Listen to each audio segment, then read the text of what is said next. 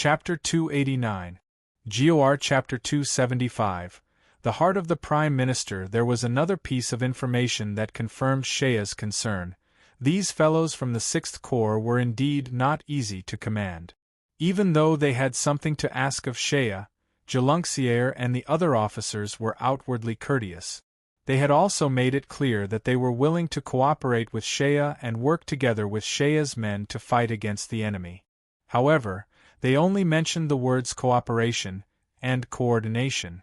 Shea also understood that it would be impossible for him to command this army now. Since ancient times, there had always been a tradition of paying attention to seniority in the army of any country. The 6th Corps was currently in dire straits. However, it still had close to 10,000 soldiers and most of them were veterans. Even though there was no one leading the Corps General, the remaining regimental-level officers were all veterans who had experienced the Odin War. No matter how much people looked down on the 6th Corps, it was still the central standing army of the Empire. It was the main fighting force of the Empire. It was not something that Shea's local garrison army could compare with. Shea was still young and had not been in the army for long. Even though he was from the Rodria Cavalry Corps, the 6th Corps might not necessarily respect him.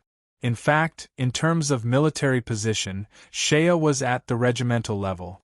The remaining leaders of the 6th Corps were also at the regimental level. Nominally, they were of the same rank. However, in terms of the Empire's traditions, the other's regimental level was the central army of the Empire, while Shea's regimental level was the local garrison army. In fact, Shea was half a rank lower than them. If not for the fact that Shea had a noble title, according to the Empire's traditions, the officers of the local garrison army would have to salute to the officers of the central standing army of the same rank. Moreover, the original strength of the city was simply too weak. Shea only had around 2,000 men under him, and most of them were recently recruited bandit. The 8,000 men of the 6th Corps were stationed here, and they immediately became the most powerful force. To put it bluntly, if it wasn't for their past friendship and the fact that the 6th Corps needed Shea's help, the 6th Corps might have absorbed Shea's troops instead. Fortunately, everyone was now in the same boat through thick and thin, and there was also Green, a rather famous old fellow in the army, overseeing the situation. The cooperation between the two sides also maintained an honest and united attitude. After the 6th Corps took over a portion of the city's defensive work, the defensive power of Denzel City had increased by a large margin. Shea and Green waited for the reports from the scouts on the outskirts every day. They anxiously focused their gazes on the south, waiting for the latest news in this year. Almost the entire human world focused their attention on Osgilla. At this moment, the outcome of the battle in Osgilla would determine the future fate of the largest empire in the human world. The Byzantine Empire was currently the most prosperous of the 3 strongest countries in the human world. It had the largest territory, the largest population, and the longest history. The future of the Byzantine Empire would be determined by this decisive battle in the imperial capital. And regardless of the outcome of the battle, this battle would have a huge impact on the history of the human world for the next few hundred years. For 10 consecutive days, the rebel army's attacks on the city became fiercer and fiercer. Although the rebel army wanted to preserve their strength, they were still in the honeymoon period of cooperation after all. The rebel army also discussed a fair method. There were dozens of rebel armies, and each army would take turns to attack the city. The next day, the next army would take turns to attack the city. In this way, everyone would suffer losses together. On the battlefield, life and death were up to fate. The shrewd and cunning Salvatore also proposed a resolution. In order to prevent the rebel armies from not putting in effort and having the selfish intention of preserving their strength, all the rebel armies agreed that the first army to break into Osgilla would have all the palace treasury. The Byzantine Empire had been established for more than 1,000 years, and there was a lot of wealth in the treasury of the Byzantine Empire. With such a huge reward as an incentive, all the rebels put away their selfish desires and tried their best to attack the city.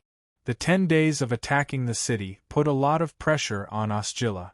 Outside the city, Soja and Butler's 2nd and 9th armies also fought several fierce battles with the rebel army, with each side winning and losing. The Roadrear cavalry had better result. They defeated the rebel army in 2 field battles, but the rebel army had too many soldiers. Even if they suffered a small setback on the battlefield, it did not hurt their strength. On the contrary, the Roadrear cavalry did not dare to pursue after the victory because they were afraid of being surrounded, so they were unable to expand their victory.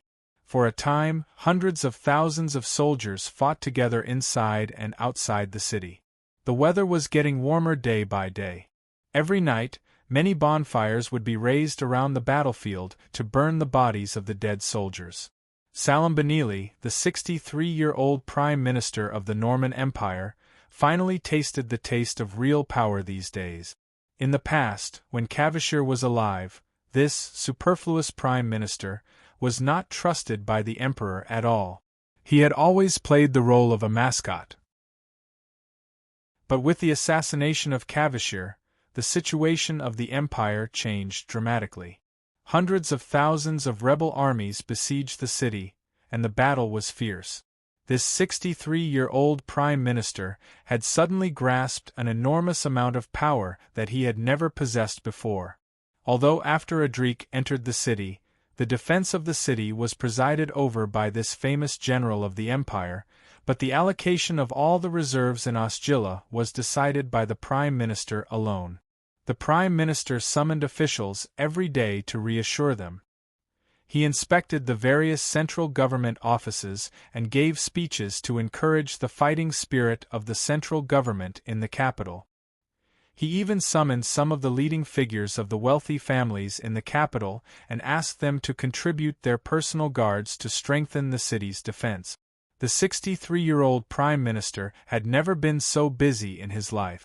But every day, no matter how busy he would insist on doing one thing. He would personally sit in an open carriage and lead his men to drive the carriage around Osgilla from the south to the north of the city, circling the city once. As a result, the people of Osgilla could see the silver-haired Prime Minister sitting in his carriage almost every day with a calm smile on his face. He didn't seem to be panicking at all. Occasionally, he would even wave at the people who were watching from afar. Originally, the hundreds of thousands of rebel soldiers had besieged the city, and the people in the city had long been terrified. But as the old Prime Minister patrolled the city every day, everyone saw how calm this esteemed Prime Minister was. Looking at the old Prime Minister's gentle and unruffled smile every day, most people couldn't help but think, the Prime Minister's smile is so relaxed, it seems that he's confident. In any case, even if the sky falls, there will be someone tall to hold it up. Even a high-ranking official like the Prime Minister is not afraid, so what do we commoners have to be afraid of? In this way, the routine daily patrol finally calmed the hearts of the people in the city. Every day, the Prime Minister's calm smile in the carriage became the greatest comfort in the hearts of the people in the city. But only the old steward of Salimbonese knew how bad the Prime Minister's situation was. These days, the Prime Minister ate only 1 meal a day and slept less than 4 hours. The distribution of supplies in the city, the pacification of the various deployed officials, and the collection of emergency military reports from all over the empire. These heavy tasks had already overdrawn the 63-year-old man's energy. Behind the stirring speeches of the various deployments was the 63-year-old man's exhausted body and seriously damaged health. In just 20 days, the 63-year-old man had lost 5 kilograms of weight. This situation made many people who looked down on the Prime Minister in the past couldn't help but be convinced at this moment. In the current rotten situation, even those famous ministers in history couldn't do better than this 63-year-old man. That night, Salimbonese, as usual, forced himself to complete the patrol in the carriage. After the carriage entered the Prime Minister's residence, The old steward saw that the Prime Minister's steps were a bit unsteady and hurried over to support him.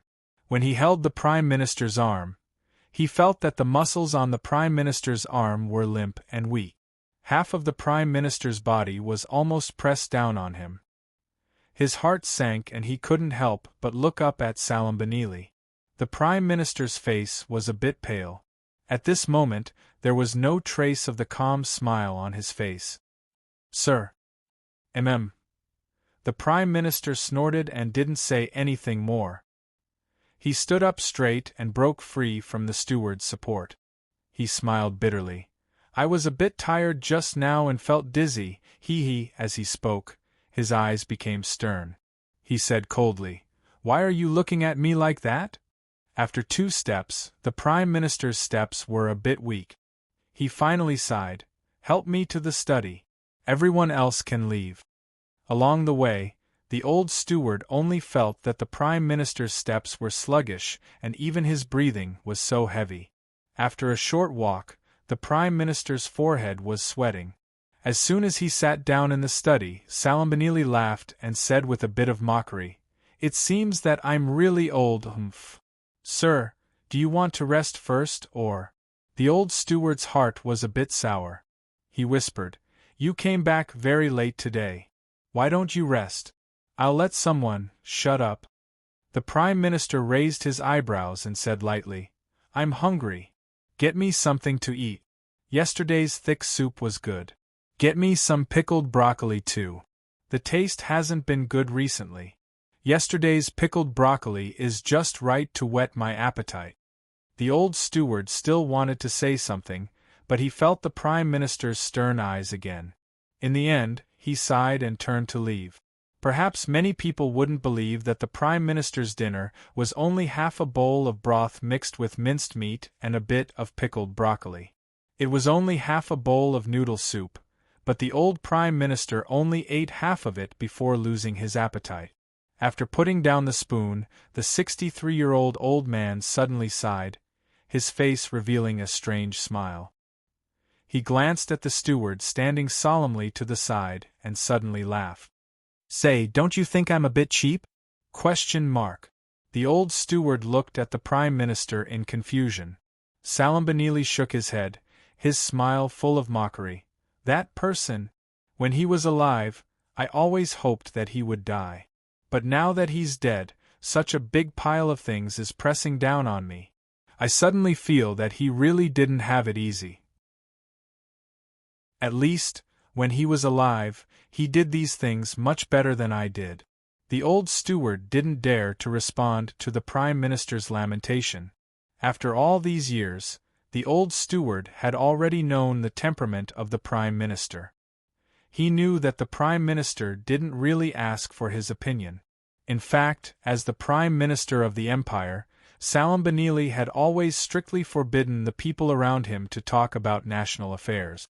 At this time, even if the Prime Minister spoke out, the steward knew that if he really spoke out, he would be reprimanded by the Prime Minister. Salimbonese sighed a few times, but when he saw the old steward keep silent, he suddenly smiled. "Why don't you speak?" "I don't dare." The old steward lowered his head. "Well, you can say a few words today," Salimbonese said lightly. "I'm usually too strict, but today, I suddenly want to say a few words to someone. I also want to hear their opinion." The old steward hesitated for a while, and finally mustered up the courage to say, "Prime Minister, I think it's a bit not worth it." Salimbonese didn't get angry at all and smiled faintly. "Well, it's not worth it, right? Perhaps anyone would think so. The Emperor put me aside and ignored me for many years, and now that his confidant is dead, he has no choice but to use me to work for him. I'll be honest with you. Do you think I don't have any resentment in my heart? I do." He slowly stood up, walked to the desk, and sat down. After tapping his finger on the desk twice, he smiled. "I know your loyalty, and I also know that you will feel injustice for me.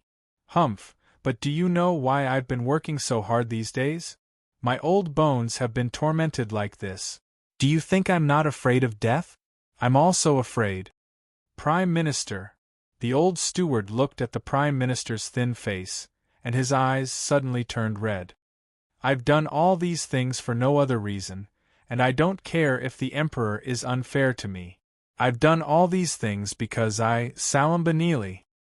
He suddenly straightened his back, gritted his teeth and said in a low voice, I am the Prime Minister. The Prime Minister of the Empire.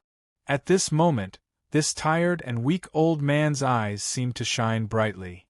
The Salamu family has produced a total of 6 Prime Ministers. I'm the 6th one. Salam Benili was smiling coldly. I've lived for a long time.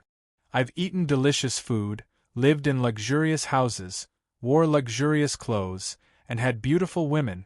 Now, I don't care too much about it. But there's one thing I don't want to see happen. Do you know what it is?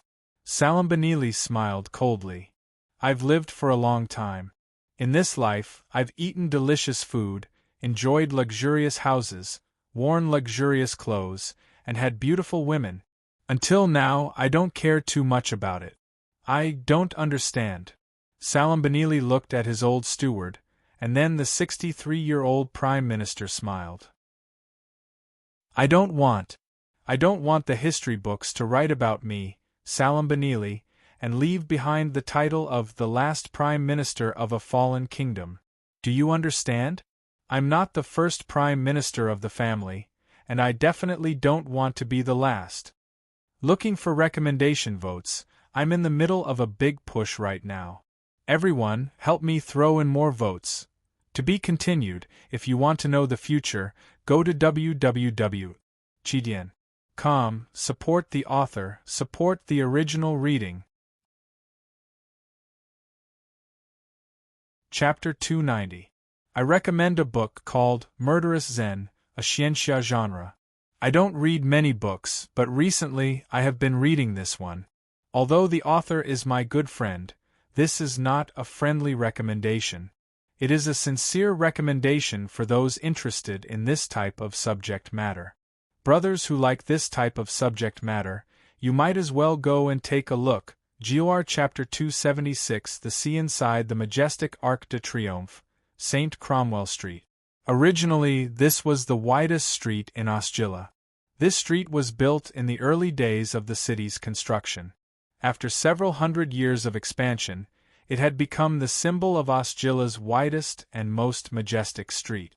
But now, this street, which was wide enough for 6 carriages to travel side by side, had been transformed into a huge military camp. The houses on both sides of the street had been requisitioned. The rows of hitching posts in front of the shops on both sides of the street had all been dismantled to add to the city's defense. The houses on both sides of the street had been transformed into military camp. Carriages constantly moved from the city to transport military equipment and food to the city gate. 200 meters away from the city gate, there was a 3-story building, which was originally a very famous business hotel on this street. At this moment, it had been requisitioned by the army, and the garrison's command camp was set up here. A group of fierce guards guarded this place. The hall on the first floor had been turned into a military conference hall. A wooden model of Osgilla's city defense was placed in the middle of the hall. On the wall beside it was a topographic map of Osgilla's administrative district. There were also some staff officers hurriedly running back and forth in the hall, holding military books and information in their hand. Occasionally, the rumbling of catapults could be heard from the direction of the city defense, not far from the window. Meanwhile, in this temporary command post, in a room on the 2nd floor, after a series of hurried footsteps, a doctor wearing a white robe walked out of the room nervously. Beside him, an assistant was holding a wooden tray in his hand. The tray was covered in blood, and surprisingly, there were 3 arrowheads on it. The blood on the arrowheads was shocking. There was even a trace of flesh left on the tip of the arrowhead. Suddenly, the sound of Xiao Zhao's military boots could be heard from the corridor. Then, a few guards walked over and shouted in a low voice, "The Minister of Military Affairs has arrived." Adrik quickly walked over. His armor was stained with blood and stains. He saw the tray in the hands of the doctor and his assistant. When Adrik saw the arrowhead on the tray, the scar on his face twisted slightly. The doctor recognized Adrik and hurriedly bowed his head in greeting. However, Adrik waved his hand and asked in a low and anxious voice, "How is it?" "It's nothing serious, but he's lost a lot of blood. It's best to let him rest for a while." "And what else?" Adrik's face darkened. "Also, I'm afraid that his right arm won't be able to use any strength.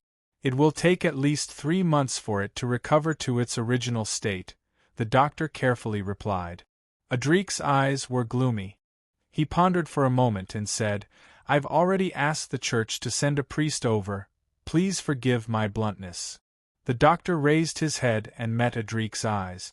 He said seriously, "Although I'm only a doctor, I know a little about healing magic.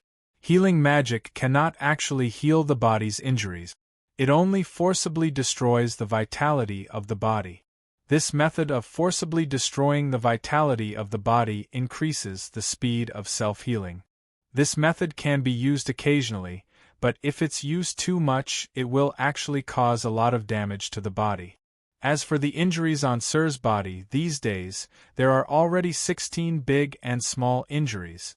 In my opinion, 4 of the injuries are enough to be fatal. Because he has already used healing magic before, and the number of times he used it is too frequent. Within 15 days, he has used healing magic 7 times. Now, his body is actually very weak.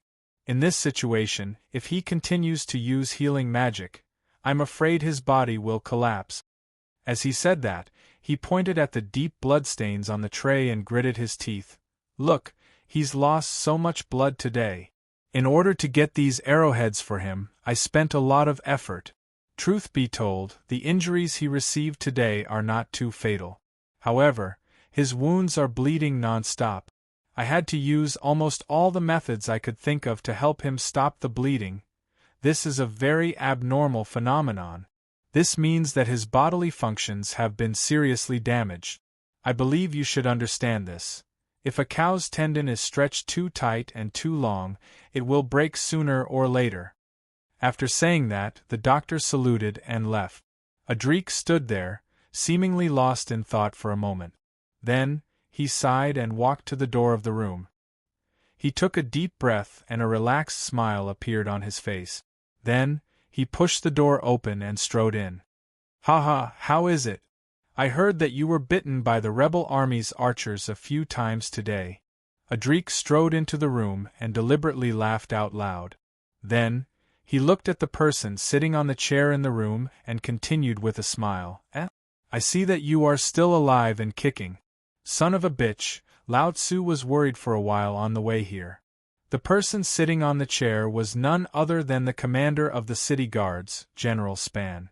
At that moment, the armor on Span's body had been removed and his upper body was bare. Only his chest and shoulders were covered with thick bandages. The originally white bandages were now stained with a deep red color. His upper body was covered with deep and shallow scars. However, most of the scars had already healed up. Presumably, they were the result of the forced use of healing magic. Span sat there, his face unshaven, his eye sockets sunken and his cheeks emaciated. When Adrik walked in, Span was staring at the table beside him in a daze. On the table, there was a sword lying horizontally on top of it. There were still some bloodstains on the blade of the sword that had yet to be wiped clean. Hearing Adaric's movements, Span came back to his senses. He raised his head and looked at Adaric. He slightly raised his eyebrows and smiled. "Sir, you've come." And Adrik deliberately stopped before Span and regarded him from head to toe. "It seems you are in good spirits." Span nodded and smiled. "I won't die just yet." Adrik sighed and said, "Thank you for your hard work." Span just shook his head without saying anything. In the past few days, the pressure from the rebel army had been increasing. In just a short period of 10 days, the repeated attacks had resulted in heavy losses for both sides inside and outside the city. Span had been leading the battle on the front lines and had personally experienced the killing on the front lines. Even though he was a general and his own strength was quite good, after these days of fierce fighting, he had still suffered quite a few injuries. Originally, Auderic had also advised him to rest. After all, after Auderic returned to the city, he was a famous general of the Empire and also the Empire's military minister. Originally, he was the deputy minister, but after the warlord party completely rebelled, he was appointed as the military minister. Auderic had been appointed by Emperor Cantos as the highest commander of Osgila's army. At the same time, he had been given the authority to control the army outside the city. In the past, Auderic had wanted to personally go to the front lines to fight, but Span had insisted that he remain on the front lines to command the city guards. Moreover, Span's reason made it impossible for Auderic to refuse. Although Auderic was a famous general of the Empire and had a great reputation in the army, he was still a subordinate of the Empire. After all, Auderic's troops were the original Rodria cavalry division. In the army, there had always been an unavoidable drawback. That was the emphasis on seniority and faction. This was an unavoidable problem for almost all countries in any era. Although Auderic had a great reputation, the ones in charge of the city defense were the city guards of the imperial capital. Most of the city guards were Span's former subordinate. Although Auderic had a great reputation in the eyes of the city guards, the one with the most authority was still Span. This had always been the tradition in the army. The prestige of the old superior was always the greatest. As for the other famous generals, no matter how great your reputation was, it was one thing for them to respect you. However, it was another thing for them to be willing to listen to your orders and work for you. Under such circumstances, Span personally went to the front lines to fight. The effect on morale was far stronger than Audric's. Therefore, these days, Span insisted on personally commanding the city guards on the front lines. The battle was fierce and he had been injured many times, but he still refused to rest. With him as their old superior, the city guards fought with their lives on the line, repelling the rebel army's attacks time and time again. However, today, Span was hit by a few arrows and fainted on the spot. That was why he was forcibly carried down from the city walls by his personal guards. At this moment, when Span heard Auderic say, "You've worked hard," he only smiled and asked, "Where is Nigel?" "He is still on the city walls. This kid has done a good job these days.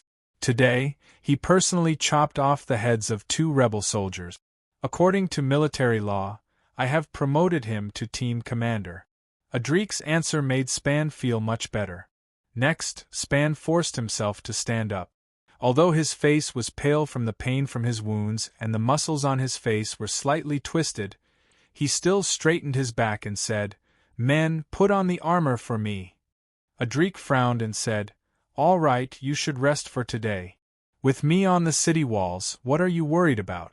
Besides, those fellows outside have suffered quite a number of losses today. The way I see it, there won't be any big attacks before tomorrow." Span shook his head and said with a straight face, "Today, I fainted on the city walls. The surrounding soldiers saw it. These are my old subordinate. Now that I have fainted on the city walls, I fear their morale will be shaken. I still need to go up and take a look. When those fellows see me, they will feel at ease." After all, Auderic was also a famous general. Although he understood that Span's words were very reasonable, he could not bear to see Span unable to even stand properly. He looked into Span's eyes and saw a look of determination. Finally, Auderic sighed and said, "All right." He did not summon the guards. Instead, he personally helped Span put on the armor. Next, he pulled Span's hand and slowly led him out of the room. The 2 of them then led their men back to the city walls. As expected, when they saw Span return, the city guards on the city walls immediately cheered.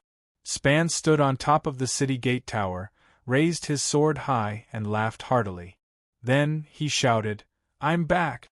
Those rebel soldiers outside, not only are their archers bad, Even their strength is like AF** King Sissy. Lao Tzu was bitten twice, but he is still alive and kicking. Everyone, watch carefully. As long as Lao Tzu still has a breath left, he will be nailed here. All of you, work hard for Lao Tzu. As long as we are here, those bastards can forget about taking a single step into the city. Cheers rang out from the city walls. Adrik stood beside Span. Although Span was trying his best to stay alert, his face was as pale as paper. Sweat trickled down his forehead. His heart could not bear it. After Span finished speaking, Chern Xiaolian quietly reached out to support Span's body. Then, he pulled Span to sit down against the city walls. At that moment, the sky was gradually turning dark. Standing on the city walls, Chern Xiaolian looked into the distance and saw that the rebel army's main camp was endless and brightly lit. Additionally, the rebel army had dug deep trenches outside the main camp. The camp was tightly set up, and they had also cut down a large amount of wood. The camp was thick, and there were also hundreds of arrow towers of various sizes erected around it. Looking at it from afar, it looked as though there was an endless stretch of fortresses in the wilderness. Seeing all this, Span could not help but sigh softly. Adrik, who was beside him, saw all this and smiled. He said, "Span, don't worry too much. Today we fought so fiercely here. With such a big commotion, Soja and Butler must have seen it. Both Sosia and Butler were my former subordinates, so I understood them. Sosia had a fiery temper, while Butler was calm and forthright. Both of them were veteran generals in the army. Seeing that we were having a hard time today, they would definitely think of a way to feign an attack on the rebel army tomorrow to draw their attention and reduce the pressure on us. Thus, tomorrow, the rebel army will not have too much energy to attack the city. We can take this opportunity to take a breather. There is also that Roar fellow. That Fatso fellow is the most cunning. Who knows, he might be able to take advantage of the opportunity tomorrow to viciously bite the rebel army." Span forced a smile and said, "Sir, since you say so, you must be confident. However," he pointed with his finger. Span was pointing at the opposite bank of the river below the city. On the opposite bank of the river, the rebel army had erected another row of towers. The towers were of varying heights, reaching a height of over 10 meters. They were almost at the same height as the city walls from afar. At such a height, the rebel army's archers were able to directly fire arrows at the city's defenders, greatly reducing the city's advantage. Additionally, the city's defenders had already launched several night attacks to destroy the rebel army's arrow towers. The rebel army had suffered a few losses and had become more vigilant. Even at night, they would leave behind tens of thousands of soldiers to guard the arrow towers. At this moment, it was impossible for them to send out more soldiers to destroy the arrow towers. For the past few days, Adrik had attempted to mobilize the ballistae from the city's defenders to attack the arrow towers on the opposite bank. Although the ballistae were powerful, the rebel army had too many arrow towers. Often, it would take a long time for more than 10 ballistae to destroy a single arrow tower. However, the amount of ballista bolts used was too shocking, so the results were not good. Additionally, the arrow towers of the rebel army were built near the river. Even if they were to fire arrows at them, the rebel army would be able to use water to extinguish the fire. Adrik looked at the arrow towers on the opposite bank and said coolly, "Span, I know what you are worried about. However, you must understand that at this moment, the enemy is strong while we are weak. We are powerless against these arrow towers. Besides, in a war of attrition, both sides are competing for attrition. In a war, life and death are up to fate. Do you still not understand this logic? Don't think of ways to destroy this archer tower. Back then, you had taken many risks. Although you were lucky enough to succeed, it only took a few days for them to build up another batch. In the end, it would only cost the lives of our soldiers." Span was silent for a moment. Then, he muttered, Could it be that we are just going to let these fellows do this to offset our advantage in defending the city? In the past few days, our archers have lost the advantage of being on the high ground. Our losses are not small. In a war, how can there be no deaths? Adrik's face was resolute as he said solemnly, "Right now we can only grit our teeth and fight to the death. Don't count on any cheap tricks." As the two of them were in the middle of their discussion, they suddenly heard a surprised voice from the side. "Uncle!" Span turned his head to look and saw that it was his nephew, Nigger. On Nigger's burly body, he was wearing a set of black flat armor that was used by low-ranking officers of the city guards. Although it was the largest armor, but when it was worn on Nigger's huge body, it still gave off a somewhat tight feeling. At that moment, Enigur's face no longer had the frivolous and immature appearance that he usually had. Instead, he had gained a calm and reserved temperament. This was especially true for his face. It was as if he had gained some sharp edges. The black flat armor he was wearing was the equipment used by low-ranking officers of the Byzantine army. At this moment, although he had a sword on his waist, his hand was still holding a double-edged short axe. On his chest, there was also a badge that symbolized his military rank. At first glance, he looked like a young and valiant military officer of the empire. He no longer had the appearance of a hedonistic son of rich parent. Seeing Enigur, Span's eyes softened. Enigur strode over and knelt down on one knee. "Uncle, I'm relieved that you're all right." Span was about to speak when he suddenly took a deep breath. Then, his face sank as he shouted, "Bastard! There is no uncle in the army. Call me Sir General." "Yes, Sir General." Nigger raised his head. Span was gratified and said in a low voice, "Get up. I heard you did a good job today." Nigger said proudly, "Yes, Sir General. I killed a rebel with my own hands today, and I even shot down 2 more." "Good." Span's eyes seemed to be somewhat complicated, but more than that, there was a deep gratification. After thinking for a while, he said, "Do a good job. Don't disgrace your family name." Adrik suddenly opened his mouth. "General Span, I think this kid Nigger is not bad. I want to take him as my adjutant. How about it?" Adrik was one of the few famous generals of the empire. He was an outstanding representative of the Eagle faction generals. Moreover, he was also the Minister of Military Affairs. Who knows how many young military officers of the empire regarded him as an idol? Now that he opened his mouth to bring Nigger to his side, it meant that he had the intention to cultivate Nigger. If Nigger could stay by the side of such a famous general of the empire, he would be influenced by him at all times. Naturally, he would be able to get a lot of pointers from him. Who knows how many young military officers of the empire dreamed of having such an opportunity? Nigger's face immediately showed a trace of pleasant surprise. General Span was also happy at first, but then he suddenly thought of something. His face immediately sank. He turned to look at Adrik, took a deep breath, and said in a low voice, "I thank Sir for your kindness. However, let's wait until after the war." Nigger was startled. He did not understand why his uncle refused, but his uncle's words were reasonable. He quickly bowed his head and saluted.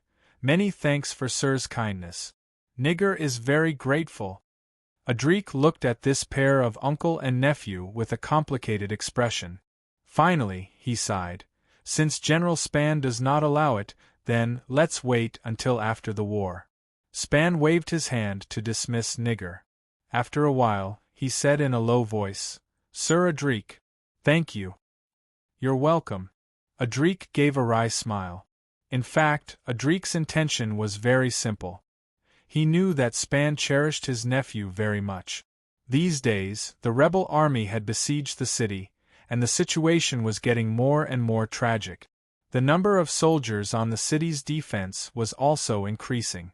Nigger was the only child of General Span's family. Although he had made some progress recently, if he were to stay on the city's defense line as a small officer, Swords have no eyes on the battlefield. Who knows, he might suffer some losses. He had good intentions. As the imperial military minister and the commander-in-chief, he did not need to personally go to the front lines most of the time. He only needed to give orders in the city. He wanted to keep Nigger by his side to protect him as much as possible. He wanted to preserve this only child of General Span's family. But he didn't expect Span to reject his good intentions. Adrik looked at Span's face, and a trace of respect grew in his heart. After the two of them patrolled the city walls for a while, Adrik saw that Span's face was getting uglier and uglier. In the end, he forcefully pulled him back to the command post to rest. Span knew that he could not hold on any longer. If he were to faint on the city walls, he feared that the morale of the soldiers would be affected. Thus, he had no choice but to follow Adrik down the city walls. Just as the two of them descended from the city walls, they suddenly saw a horse galloping towards them from afar. An officer galloped in front of them, but was stopped by the guards. The officer immediately took out his badge and said, "Urgent military matter, where is the general? Let him come." Adrik recognized that it was one of his subordinates and quickly spoke out. The officer rushed forward with a nervous face. He quickly said in an anxious tone, "Sir, port. There's a discovery at the port. See."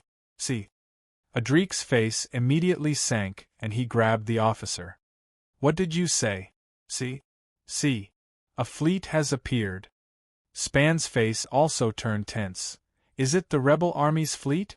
They want to attack the city from the sea?" "No, it's not the rebel army." The officer was sweating profusely. "This fleet is coming from the west. We saw them on the lookout tower. They seem to what? They seem to be confronting the rebel army's fleet." Adrik and Span looked at each other and immediately shouted, "Prepare the horses! Go to the port! Hurry! Requesting votes! Urgently requesting votes!" If you want to know what happens next, please go to www.chidian.com. There are more chapters. Support the author, support the original reading. Chapter 291. Gilar Chapter 277. Allies. Ostjila City was a peninsula that extended into the sea. It was surrounded by the sea on three sides. However, only the southern side had a flat beach. The other two sides had steep cliffs that were tens of meters high. Under the influence of the tides of the sea, the raging waves all year round and the dangerous reefs and cliffs that were tens of meters high formed a natural barrier between the eastern and northern sides of the city. The entirety of Ostjila City was built upon this unique environment. In addition to the most imposing city wall in the continent, the only other way in and out of this majestic city was through the sea. The only landing point was the unavoidable flat beach of the city, Ostjila's port. As the impregnable majestic city, Ostjila City's western side was naturally renowned. Similarly, the southern side's coastal defense was also renowned throughout the world. Even though Lantis possessed the world's most powerful naval power, he could only shake his head and sigh in the face of this city's coastal defense. Only the southern side of Ostjila City could be considered flat. This was a natural deep-water harbor. The half-moon-shaped harbor had steep cliffs on both sides. At the mouth of the harbor, the two sides of the harbor had a city wall. In front of the mouth of the harbor, a sea wall with a length of 2 li was constructed. This terrain made Ostjila's harbor appear like an impregnable funnel. On the coast, tall watchtowers were constructed. These watchtowers were constructed using large rock. The base of the towers was cast using molten iron. They were so sturdy that it would cause one's scalp to tingle. There were at least 30 such towers along the defensive line of the harbor, overlooking the front of the harbor. First of all, there was no blind spot in terms of vision. Secondly, a large number of ballistae were installed on the watchtowers. These were heavy military equipment specifically designed to attack ships at sea. Each of these ballistae could fire out a giant ballista bolt with a range of at least 500 meters. The power of these ballistae bolts was so great that they could directly pierce through the hull of a ship. If they were fired with kerosene, they could directly cause great damage to the ship at sea. At the same time, they also believed that they had set up a group of hidden reefs at the estuary. It was said that at the beginning of the construction of this city, in order to strengthen the defense of the sea, a batch of ships loaded with large amounts of stone were sunk on the sea. As a result, the seemingly calm surface of the sea was actually filled with murderous intent. Only after obtaining permission from the port could they enter Osgila's harbor through the safe waterway under the command of the lighthouse. In times of war, the port area suitable for troops to disembark was extremely narrow, with only less than a lee of beach. Furthermore, this beach was completely enveloped under a high slope. On the high slope, there were even a number of towers. In the event that the enemy attempted to disembark with small boats, there were also 2 battalions of archers stationed on this high ground. The range of their arrows could directly cover the entire beach. If the enemy attempted to disembark with small boats, they would undoubtedly be faced with a bloody massacre. More importantly, in order to prevent powerful enemies from the sea from threatening the port, a small-scale Royal Navy fleet was stationed at Osgila's harbor all year round. Nominally, this fleet belonged to the Imperial Navy. However, in reality, ever since the establishment of this fleet, it had been firmly controlled by the imperial family. Generations of fleet commanders were the most loyal to the imperial family. The scale of this fleet wasn't large, with only 2,000 marines and 10+ medium-sized warships. Although the scale wasn't large, it was sufficient to defend the harbor. In any case, the only area that needed to be defended was the safe waterway at the estuary. This small fleet was sufficient. Moreover, half of the warships in this small fleet were the new warships produced by Lantis that the imperial family had spent a large sum of money to purchase. The lines of defense along the coastline varied in height, distance, and depth. Even many years ago, a naval admiral of the Lantis Empire went on a diplomatic mission to Byzantium in the name of a visit between the two countries. After observing this defensive line at Osgila with his own eyes, he couldn't help but sigh. With such a defensive line, even if you gave me the best fleet in the kingdom, I'm afraid that I would have to suffer more than half of the casualties if I wanted to successfully land with such a defensive line. These days, Osgila was besieged by the rebel army, and the western city wall area was in full swing. However, the rebel army had not dared to attack Osgila from the sea because of the existence of such a strong defensive line. The rebel army didn't have much military strength at sea, so they didn't have the strength to attack the sea. They could only gather all the ships and barely seal off the sea to achieve the purpose of besieging Osgila. However, it was impossible to attack from here. The Royal Navy fleet in the harbor was too small. Their defense was okay, but they were unable to go out to sea to fight. After the arrival of the war, the once bustling port area had long become quiet. The royal fleet of the military port had taken over the original civilian port area, and at the same time, the city guards who had been transferred over to guard the coast were firmly guarding it. Because of the blockade by the rebel fleet at sea, no foreign merchant ships could enter Osgila anyway. The fleets of some chambers of commerce that were originally in Osgila were also forced to anchor in the civilian harbor. The harbor area, which was originally bustling all year round, had completely stopped. Since the beginning of the war, Osgila had entered a period of military control. The warehouses of some merchant groups in the harbor area were also occupied by the military, and all useful materials were declared requisitioned. Of course, the merchant groups whose ships and materials were requisitioned could negotiate with the central government in the city and get a sum of compensation. This decision was insisted on by Prime Minister Salim Benili. He firmly opposed the military's requisitioning of the merchant group's property in the harbor area without compensation. The Prime Minister's reason was very clear. These merchant groups were all influential forces on the mainland of Kazakhstan. We can't offend all these guys in order to win a war.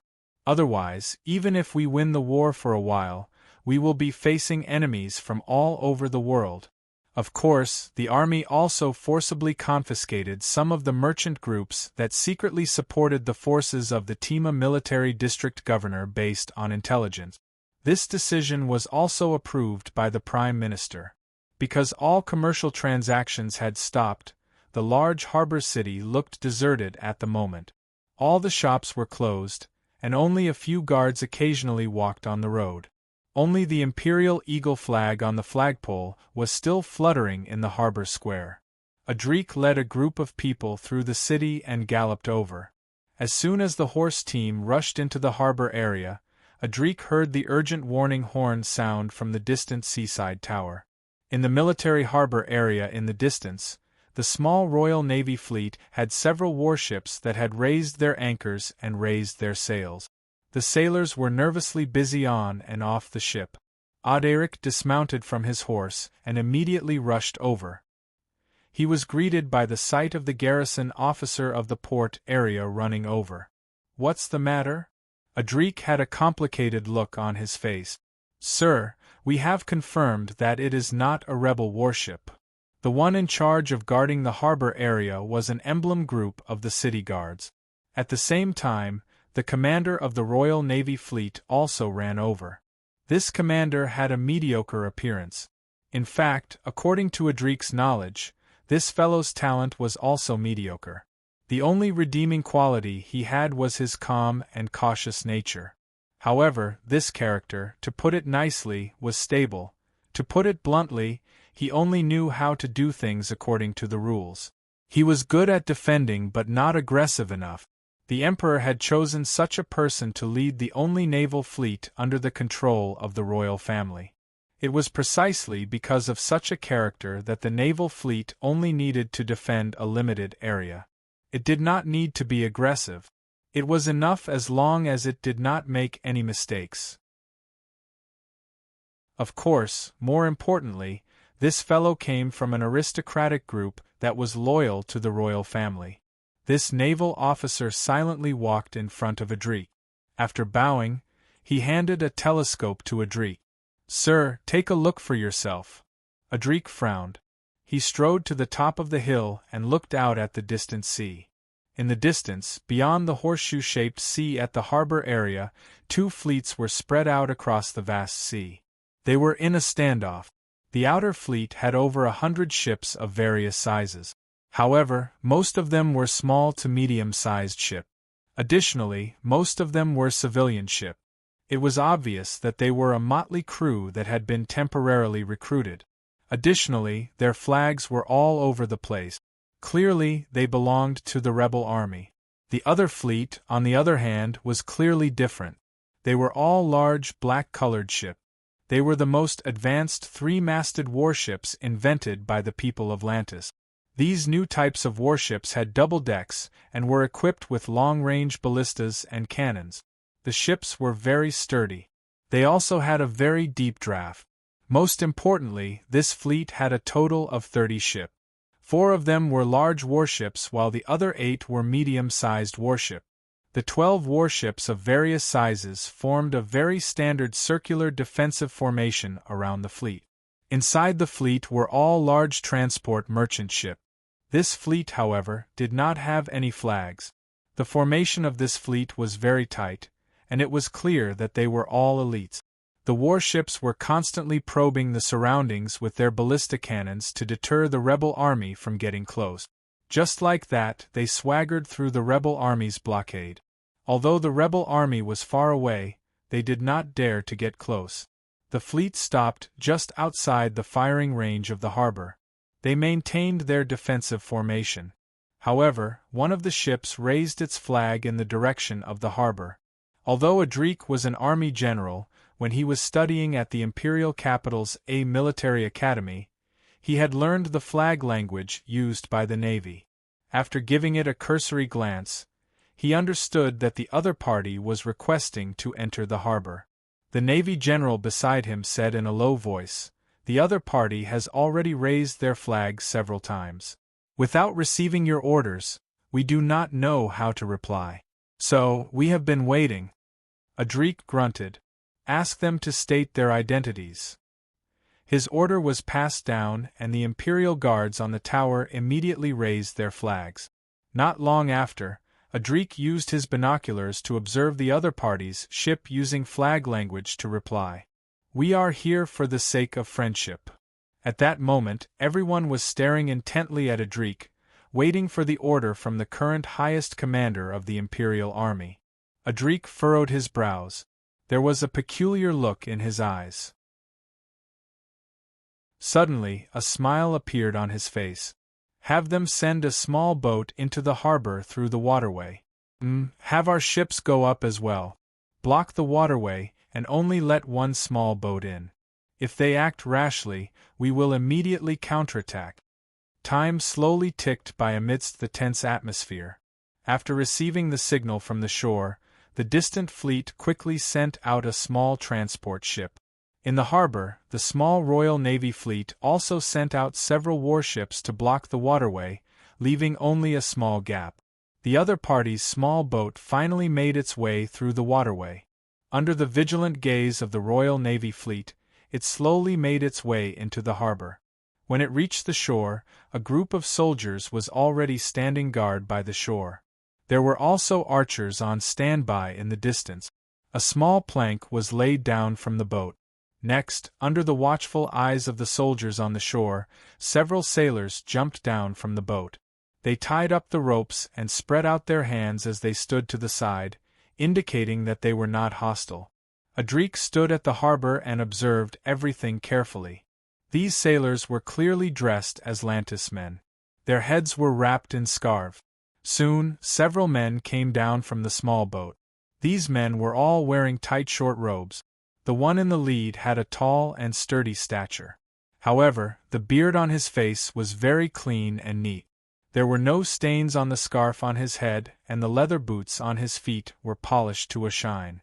This man led several of his subordinates with him as he strode up the harbor. Then, he slowly made his way to the shore. Under Adrik's signal, the soldiers stepped aside to allow this man to walk up to the harbor. When he saw this man, Adrik's face immediately lit up. He took a deep breath and his eyes finally relaxed. It's this fellow? I'll go meet him. One of his subordinates immediately advised him, Sir, you are the commander-in-chief of the army. These people are of unknown origin, or no need. I recognize this fellow. After saying that, Audiobook strode up to them. On the harbor, two men came face to face. When this man saw Adrik from afar, he seemed to be stunned for a moment. Then, a smile appeared on his rugged face as he walked up to Adrik. He completely ignored the vigilant eyes of the soldiers around Adrik, and laughed loudly. Ha! I didn't expect the famous domineering general to come and welcome me. Your Excellency Adrik, do you need to personally welcome a small character like me? Adrik stood in place and narrowed his eyes as he looked at the other party. After a while, he sneered. The famous son of the storm has arrived. How can I not welcome you? The other party was shocked. He smiled bitterly and touched his face. You actually recognize me? Is my face already so famous? Adrik still stood in place and said lightly, the famous son of the storm, the pride of the Lantis Navy, one of the 3 naval heroes of the Lantis Kingdom, the 13th captain of the legendary Divine Walker, one of the 30 captains in the history of the Lantis Kingdom who were awarded the Royal Medal of Honor. Dear Mr. Geislund. At this point, a smile finally appeared in Adrik's eyes. Speaking of which, it's a coincidence. I remember your appearance because, many years ago, before you became famous, you had followed your country's military mission to our country. You had also studied the history of war in our country's Imperial Military Academy as an exchange student. I'm sure you still remember what happened when you were studying in Austria, right? Adrik deliberately slowed down his speech and smiled. That year, in the Imperial Military Academy, you and a group of exchange students from the Kingdom of Lantis had a conflict with our students. At night, everyone agreed to compete in the back alley of Oak Street. At that time, a friend of mine fought with you. You broke 2 of his ribs, but he broke your jaw. The guy named Gislund was stunned. Ah, I remember. It's that guy Green, that crazy dog. Your Excellency Military Affairs Minister, could it be that you were also there at that time? Adrik laughed a few times and walked over. He stepped forward and hugged Gislund. When the 2 of them were hugging in a friendly manner, Adrik quickly whispered into Gislund's ear. That night, beside Green, the one who covered my face and smashed your head with a wooden stick was me. Gislund's eyebrows jumped. With a smile in his eyes, he quickly said, I remember. At that time, you also took a kick from me. After the 2 finished speaking, they looked at each other and laughed. Then, they separated. Auderic looked into Gislund's eyes and said, Honorable General Lantis has come to our country at such a delicate time. Your Excellency Gislund, please state your purpose for coming. Gislund smiled. Our flag-bearer has already passed on our intentions. We came for the sake of friendship. Of course, for reasons that you and I both know, we won't reveal our identities. Adrik took a deep breath and stared at Gislund. Can you represent the position of your country? So, the Kingdom of Lantis is standing on the side of my Emperor's ally?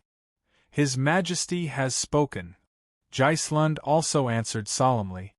We can't sit idly by and watch a noble king be driven off the throne, because this is not in line with tradition. At this point, Gislund smiled. I'm the commander of this fleet.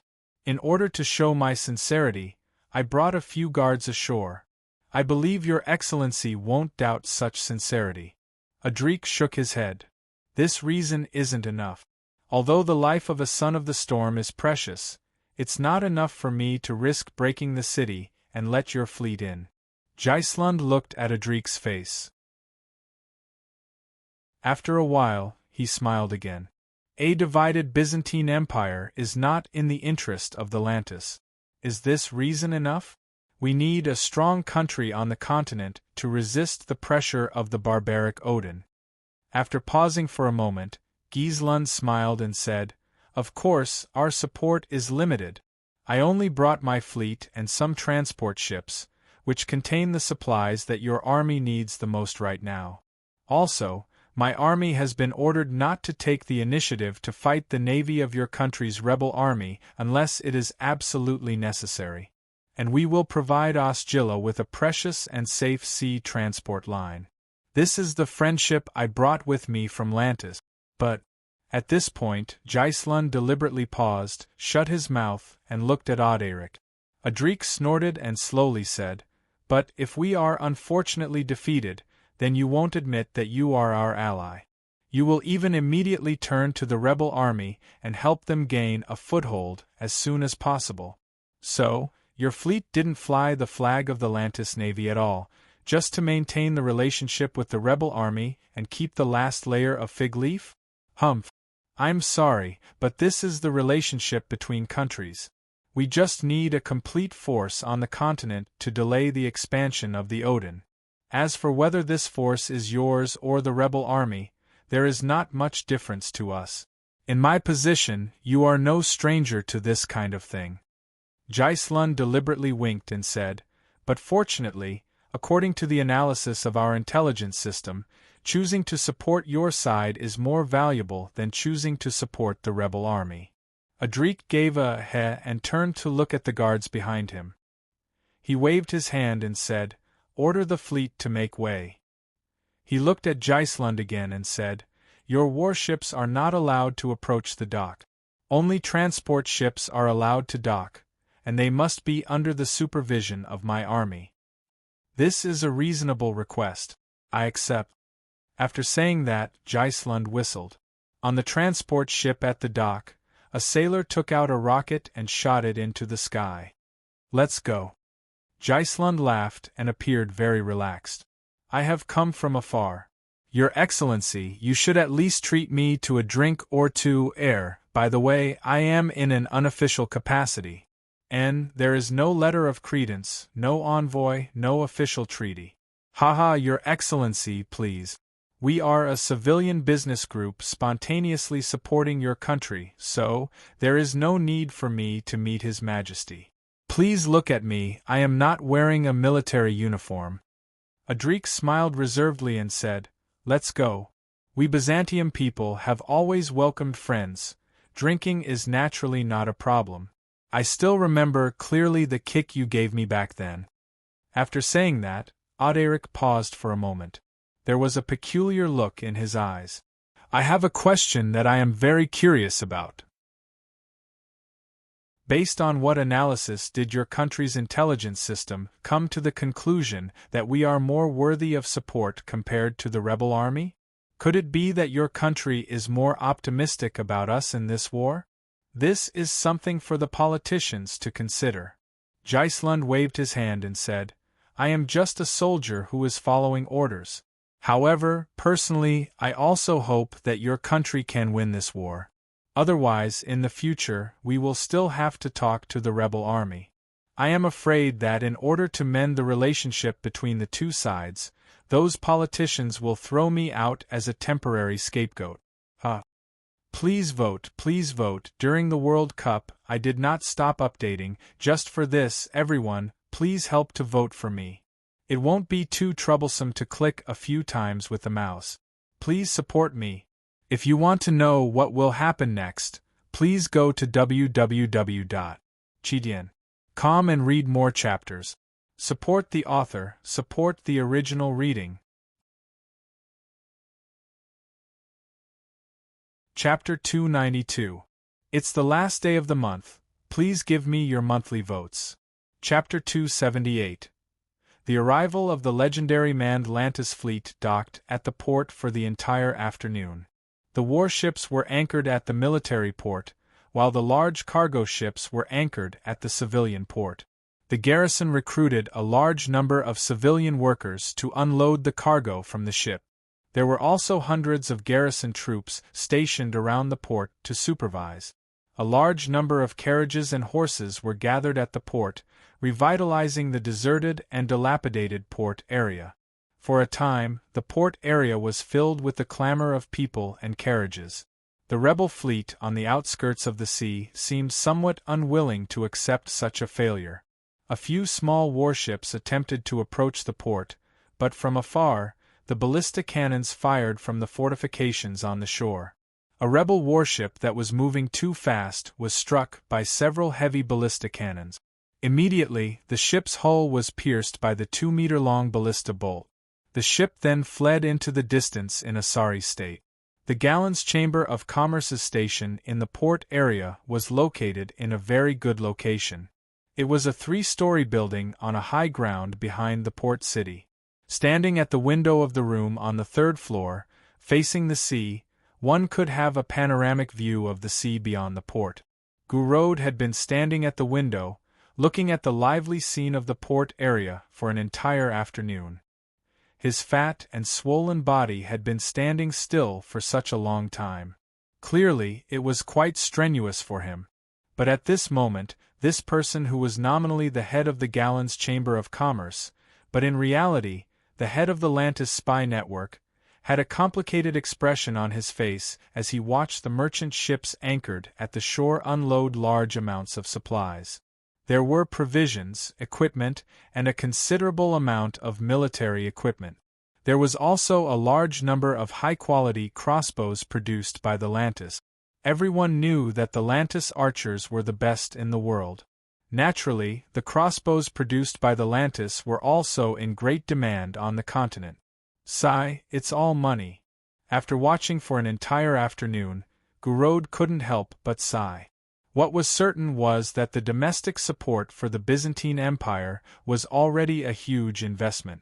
Gurod naturally knew that the fleet of the Son of the Storm, Gislund, had always been stationed at the ports of the Inner Sea to deter the Byzantine Empire. And these supplies were obviously temporarily transferred from the naval port to the sea. After paying such a huge price, could the Lantis royal family really win this war? Gurod still had a lot of doubts in his mind. Thinking of this, Fatso sighed softly. He hoped that he didn't make a wrong decision this time. Because to a large extent, the domestic decision was related to the information he provided. Dear Mr. Gurode, it seems that you're not in a good mood. The sun is so bright outside, but your sigh seems to have brought me back to the rainy season in Arde City. A soft and gentle voice rang out from behind him. The voice was not loud and even seemed to contain a hint of ridicule. However, the voice that appeared to be somewhat gentle immediately caused Gu Luo's entire body to tremble. He abruptly turned his head, his eyes almost popping out of their socket. His face was filled with shock as he stared fixedly at the person behind him. This was originally Gurode's room. Without his permission, the people of the Chamber of Commerce weren't allowed to enter this room. But at this moment, at the entrance of the room, a person was standing there leisurely. A pair of bright eyes with a hint of a teasing smile was looking at Gurode. This person was wearing the clothes of a dockworker. He had brown curly hair that was common to Lantis people. Beads of sweat hung from his forehead. His sleeves and trousers were rolled up, as if they were stained with dirt. His shoes hadn't been cleaned for months. Standing on the expensive handmade carpet in the room, there were a few dirty footprints on it. This was a young man with a medium build. He was thin, but his body was well proportioned. The outline of his face was a bit thin, and the lines of his face carried a bit of femininity. He should be considered very handsome, especially a feminine type of handsome man like him. But the teasing smile at the corner of his mouth made people feel that he deserved a beating. This person slowly took off the hat on his forehead, and even shook it twice. He casually threw the hat on the table that was covered with a luxurious tablecloth and said, "Kingdom's number 1 Special Commissioner, Popov Dax reporting to you, Sir Gurode." Gurode's expression at this moment was as if he was suddenly cut by a knife. The fat man was stunned for a quarter of an hour before he came back to his senses. Then, like a cat whose tail had been stepped on, he jumped up and screamed, "What the hell? Why did the kingdom send you here? Heavens, how did you get in?" The smile on Popov Dax's face was still as leisurely as before. He even found the most comfortable chair and sat down. Then, he casually raised 2 fingers and said, "Your second question is very simple. I disguised myself as a sailor on a transport ship and stole a dockworker's clothes. In order to fool people, I worked at the docks for an entire afternoon before coming to see you. And I have to say, as the kingdom's intelligence center in Lantis Osgilla, your security here is really bad. I almost didn't encounter any decent obstruction when I walked into your room. You should feel lucky because I'm not an assassin. Otherwise, you would be a dead man by now." Speaking until here, a bright smile appeared on his face. "Oh, by the way, I'm afraid you'll need to find a new guard. The guard outside the corridor is too weak. I'm afraid he will only wake up after 7 or 8 days." The fat on Gurode's face was trembling. He suddenly rushed to the door and looked at the corridor outside. Sure enough, the guard who was originally standing there was already lying on the ground. It was obvious that he had fainted. What did you do to him?" "Nothing." Popov Dax smiled in a friendly manner. "I used a potion that can effectively knock people out and make them confused for a long time. That's my latest formula. The Ministry of Supervision has already paid for it." Gurode didn't know whether he should roar or cry. He just looked at the man in front of him, Popov Dax. As an old official of the Ministry of Supervision of the Lantis Kingdom, how could Gurode not know how prominent this name was in the Ministry of Supervision of the Lantis Kingdom? For the Ministry of Supervision of the Lantis Kingdom, this guy was simply a legend. Or, at the same time, he was also a malignant tumor. This guy's ability to work was super strong. He could easily complete any difficult task. But at the same time, it was a pity that his ability to cause trouble was not inferior to his outstanding ability to work. In the Ministry of Supervision of the Lantis Kingdom, among all the intelligence elites, Mr. Popovdax had a series of amazing records. He was the elite with the highest success rate in the Ministry of Supervision of the Lantis Kingdom. He also completed the most missions. From this point of view, he should be the pride of the Ministry of Supervision of the Lantis Kingdom. But at the same time, he also had a few extremely embarrassing records. For example, this Mr. Popovdax was definitely not a qualified team leader. Or to put it more directly, he lacked teamwork spirit. In the few times he led a team to complete a mission, although the mission was successfully completed, the team he led was often annihilated. The only one who could return alive was this Mr. himself. After a few times, the Ministry of Supervision no longer dared to let this Mr. be a member of a team. Other embarrassing records. This Mr. Popovdax was the record holder of the most violations in the Ministry of Supervision of the Lantis Kingdom. On average, he would violate more than 30 rules every year. On average, he would violate 4 rules of the Ministry of Supervision for every mission. His most glorious record was during an internal investigation of the kingdom. He was ordered to investigate the rebellion of a duke. In the end, this Mr. Popovdax went undercover by the side of the duke who rebelled. He even became the duke's son-in-law and was engaged to the duke's daughter. But on the night before the duke rebelled, he assassinated the duke who favored him. At the same time, he assassinated 6 important members of the rebel army. In the end, when he was carrying out an arrest mission, he personally captured his betrothed fiancée and killed her with his own hands. It must be known that on the night of the engagement, he and his fiancée made a solemn vow of love. Within the Ministry of Supervision of the Lantis Kingdom, many people believed that this Mr. Popovdax was definitely the most cold-blooded and heartless person that had appeared in the Ministry of Supervision of the Lantis Kingdom for hundreds of years. In addition, this Mr. Popovdax also had an embarrassing record. He was the person who spent the most money in the Ministry of Supervision of the Lantis Kingdom. The missions he carried out were often the most difficult and dangerous. But after the missions were completed, the amount of money he spent was several times or even tens of times more than the budget. The amount of money this guy spent in a year was enough to support 20 elite agents for the same amount of time. He was also the most hated person in the Ministry of Supervision of the Lantis Kingdom. That minister would often be angered by this guy. It was said that many people in the Ministry of Supervision would often hear the minister roaring and swearing in his office.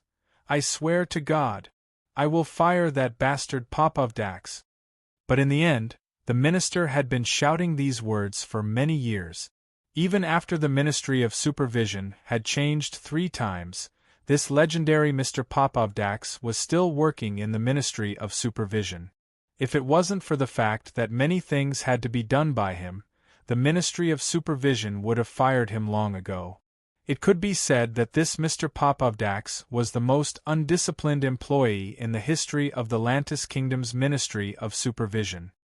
He had no respect for his superiors, no discipline, and spent money like water. Finally, the most important thing, this Lantis Kingdom's Ministry of Supervision was the most legendary, the most outstanding, and also the most troublesome person in the history of the Ministry of Supervision.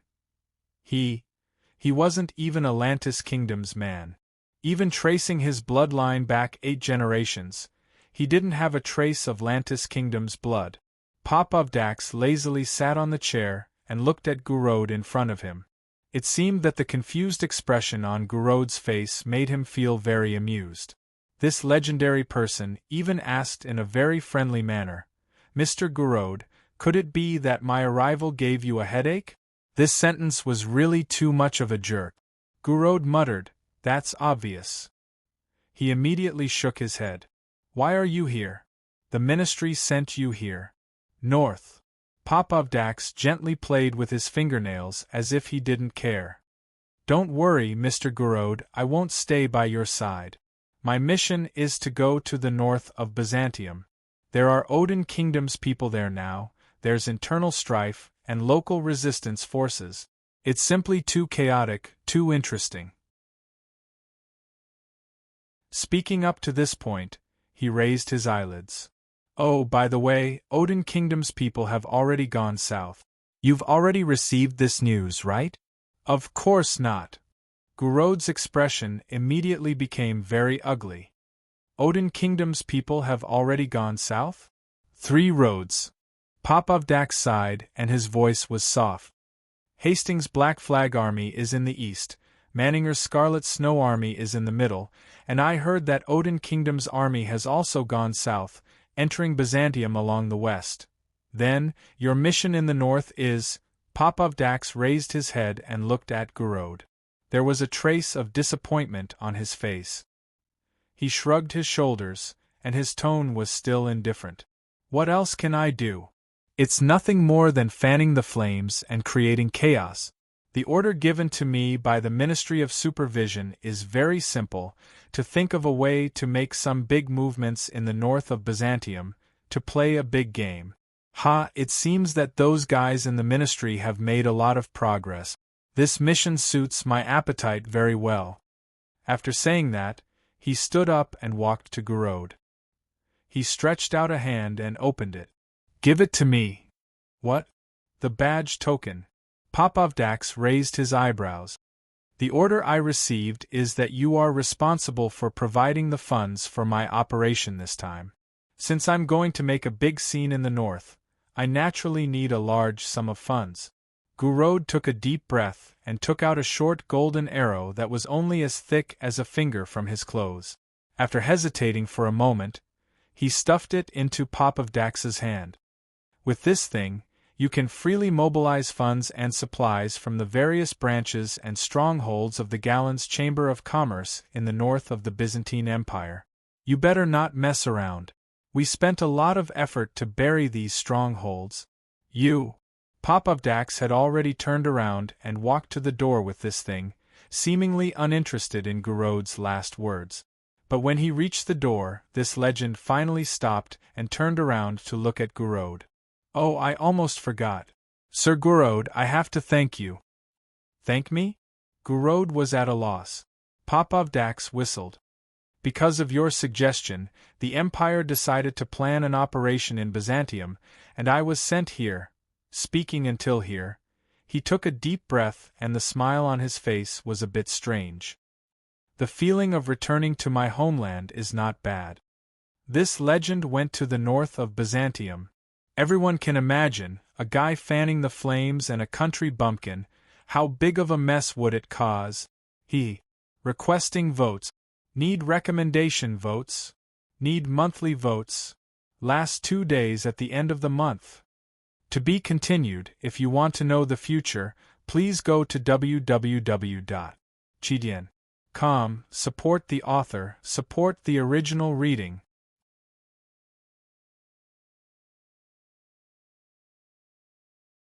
Chapter 293. The spring of this year slowly passed through the flames of war that engulfed half of the Byzantine Empire. In the heart of the empire, Osgiliath, the two sides engaged in a fierce battle. Thanks to Lantis' sea supply line, the defenders of Osgiliath were able to take a breather. After receiving supplies, the defenders of Osgiliath were able to hold on for a longer period of time. Although the rebel army had written a letter in the name of the Red Round Table Conference to question the Lantis Kingdom, and this letter was signed by the 26 governors, the Lantis Kingdom had no choice but to accept it. However, the Lantis Kingdom's reply was very official. The Lantis Kingdom has no intention of interfering in the internal disputes of your country. We hope that both sides of the war will be compassionate and end the war as soon as possible and return peace to the continent. At the same time, they firmly denied that the fleet responsible for supplying Osgiliath had anything to do with the Lantis Kingdom. This reply caused many of the governors in the rebel army to nearly vomit blood. However, even if they slammed the door and smashed the table, it was useless. That fleet was clearly Lantis Kingdom's men. However, they did not fly a flag and only declared that it was a righteous act of a civilian merchant group. The leaders of the rebel army then wrote a second letter to the Lantis Kingdom. Since it was a righteous act of the Lantis merchant group, they asked the Lantis kingdom to stop such civilian actions. Otherwise, if there was a conflict, the kingdom would not be responsible. However, this unyielding letter received an even more ambiguous reply from the Lantis kingdom. The letter from the Lantis kingdom stated, "The Lantis kingdom has always been a liberal, democratic, and free country. Even the kingdom's government has no right to interfere with the actions of civilian merchant groups. At present, the actions of this Lantis civilian merchant group, supporting the Byzantium royal family, did not violate any of the laws of the Lantis kingdom. Therefore, even the king could not issue an order to stop this legal act. As for what you said about a possible conflict, the kingdom can only say that there is nothing we can do." This letter of credence was later torn to shreds by a few furious governors. Some of them were even impatient enough to order their fleets to launch an attack. However, the calm Salvatore and Governor Hughes quickly stopped this impulsive idea. The facts were clear. The rebel army's naval forces were too weak. Although they had an absolute advantage in terms of the total number of ships, everyone knew that it was impossible for them to defeat the invincible Lantis navy with just a fleet of ships of different sizes that had no tactics or combat power at all. Let's hold back for now and focus on conquering Osgyria. As long as we capture Osgylia Kingdom, the Lantis Kingdom's people, they will surrender. Salvatore's opinion was a wise. Just as the two sides were wrangling, spring had quietly passed. Outside the city of Osgylia Kingdom, the kingdom's 2nd and 9th divisions, together with the Roadrear cavalry, launched a counterattack before the end of spring and fought a fierce battle with the rebel army. Although the kingdom's army was at a disadvantage in terms of numbers, they still won a few battles with the brave Roadrear cavalry. But at the same time, the rebel army was strong. Although the kingdom's army achieved a small victory in this counterattack, it did not have much impact on the overall situation.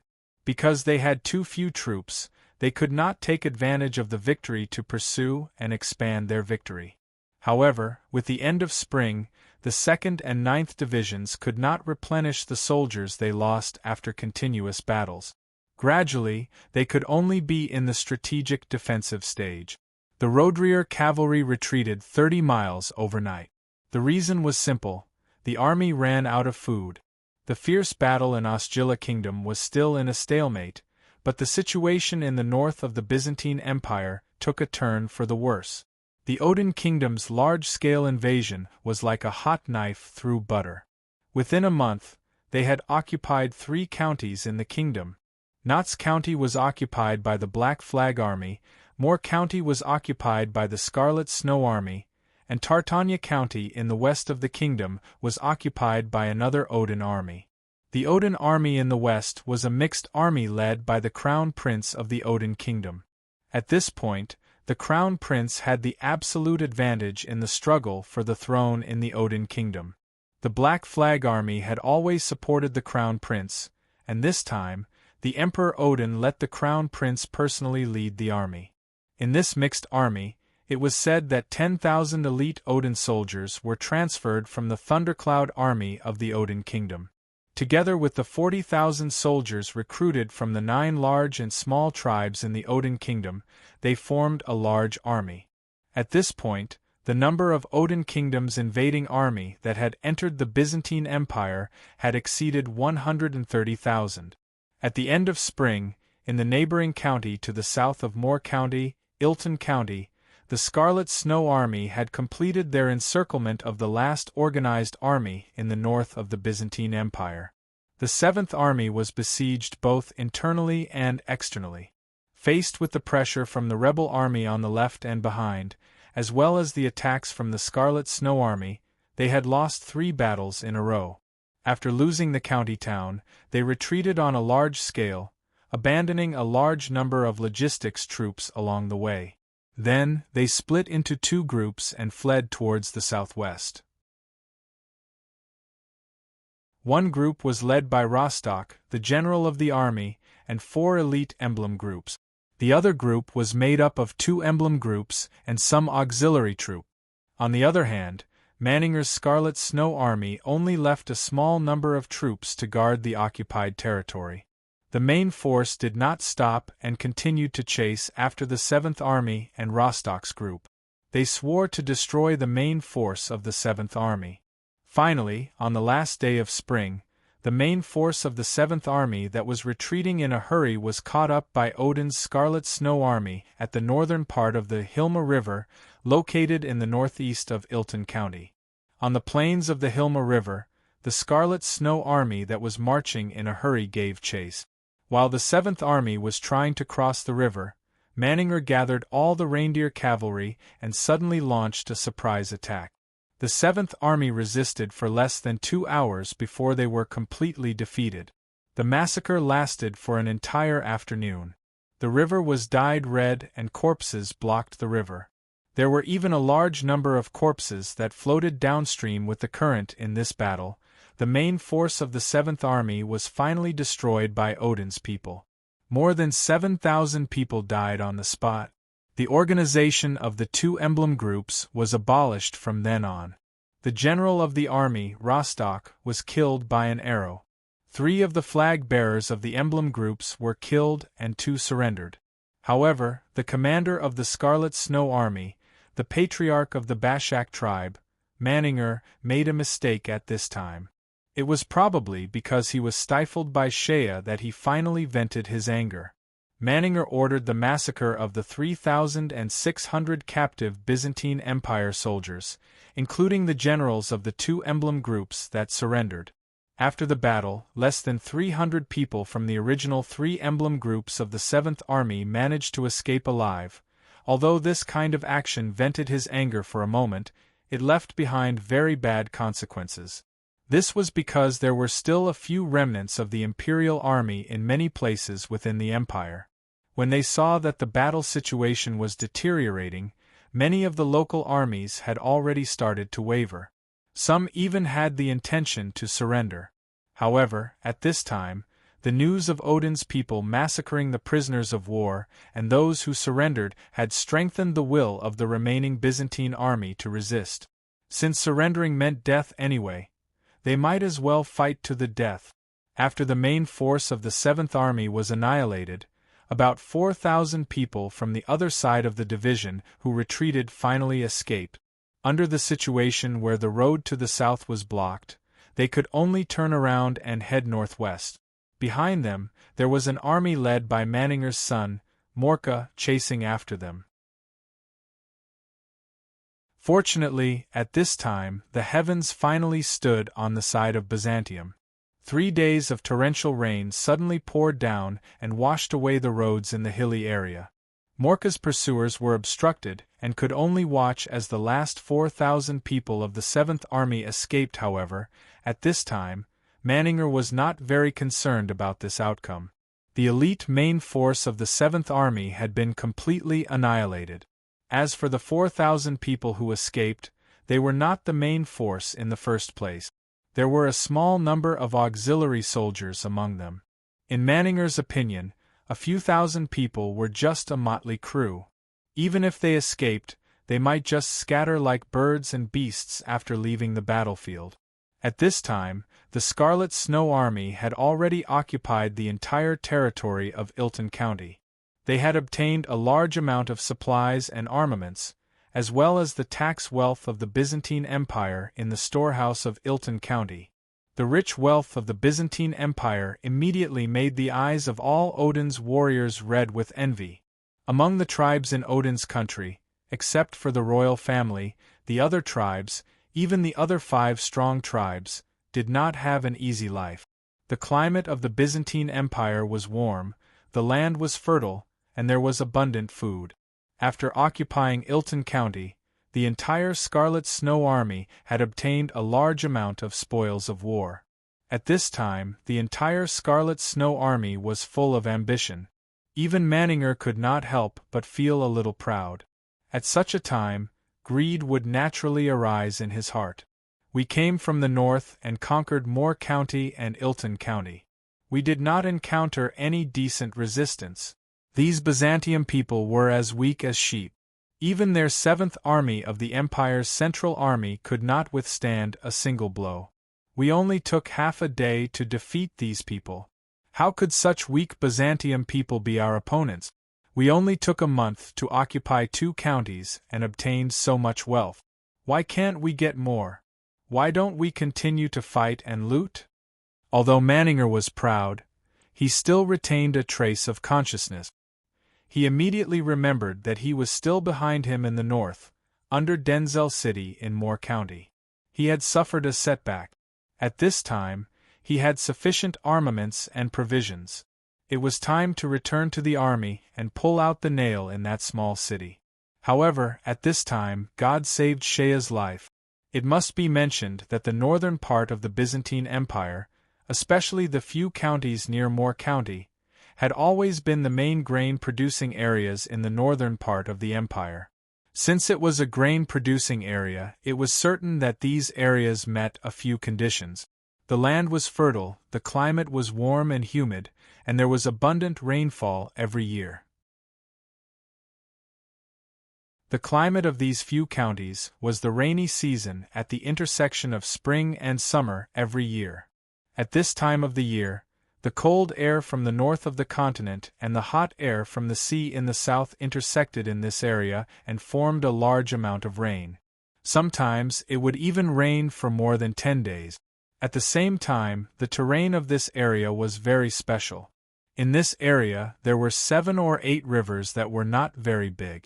The intersecting scouring of these rivers formed the geological characteristics of this area that were similar to river plains. The soil was soft and fertile, and was very suitable for farming.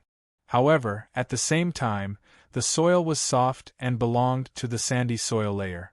Once the rainy season came, the roads would become muddy and difficult to walk on. This year's rainy season was especially special. In this year's rainy season, the rain seemed to be especially heavy. After half a month of heavy rain, many rivers were flooded. This kind of flood would bring more mud to the river banks, making the land on both sides of the river more fertile. However, it would also destroy many bridges and roads. The heavy rain did not stop for more than 10 days. In the end, the news that came was that almost all the roads in Moore County were completely destroyed. Many places had landslides and collapsed, completely blocking the road. Carriages and horses could not pass through. In other places, bridges were destroyed and floods were rampant. Such a situation, at such a special time, had instead helped Shaya a lot. Manninger's Scarlet Snow Army was in the south. Because of the raging rain of the rainy season, the roads were blocked and they could not organize a large number of troops to come up north to pull out Shaya, this nail.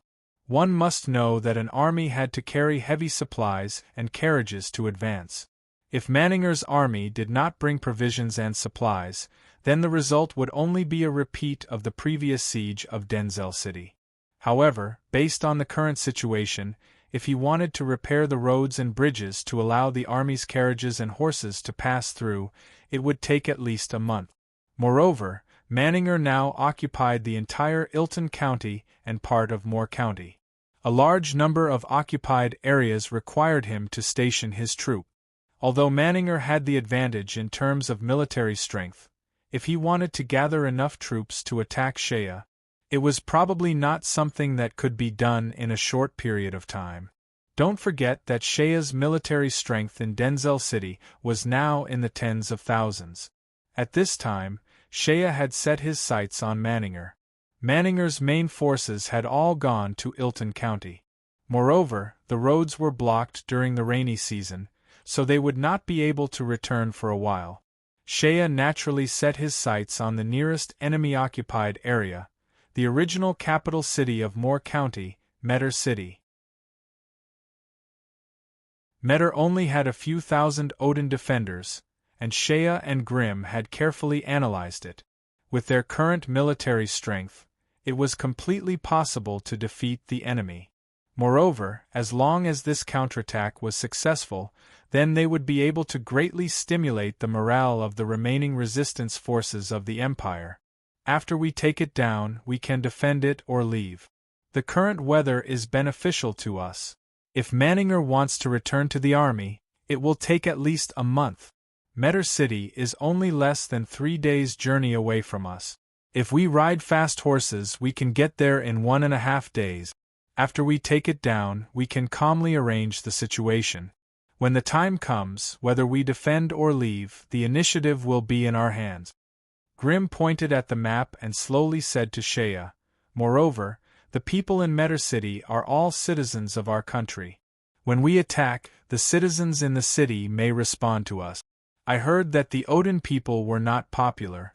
Not only did they massacre prisoners of war, more importantly, they hung the head of the governor of Corinthia on the city gate. Governor Corinthia served in Moore County for 7 years. He was loyal to his duty and was very popular. His death caused the people of Moore County to be filled with resentment toward the Odin people. These favorable conditions for us can be fully utilized." After saying that, Grim looked at Shea and said, "The only thing we need to decide now is to attack Metter City. Do you want to go or do I want to go?" "I'll go," Shea said loudly without hesitation.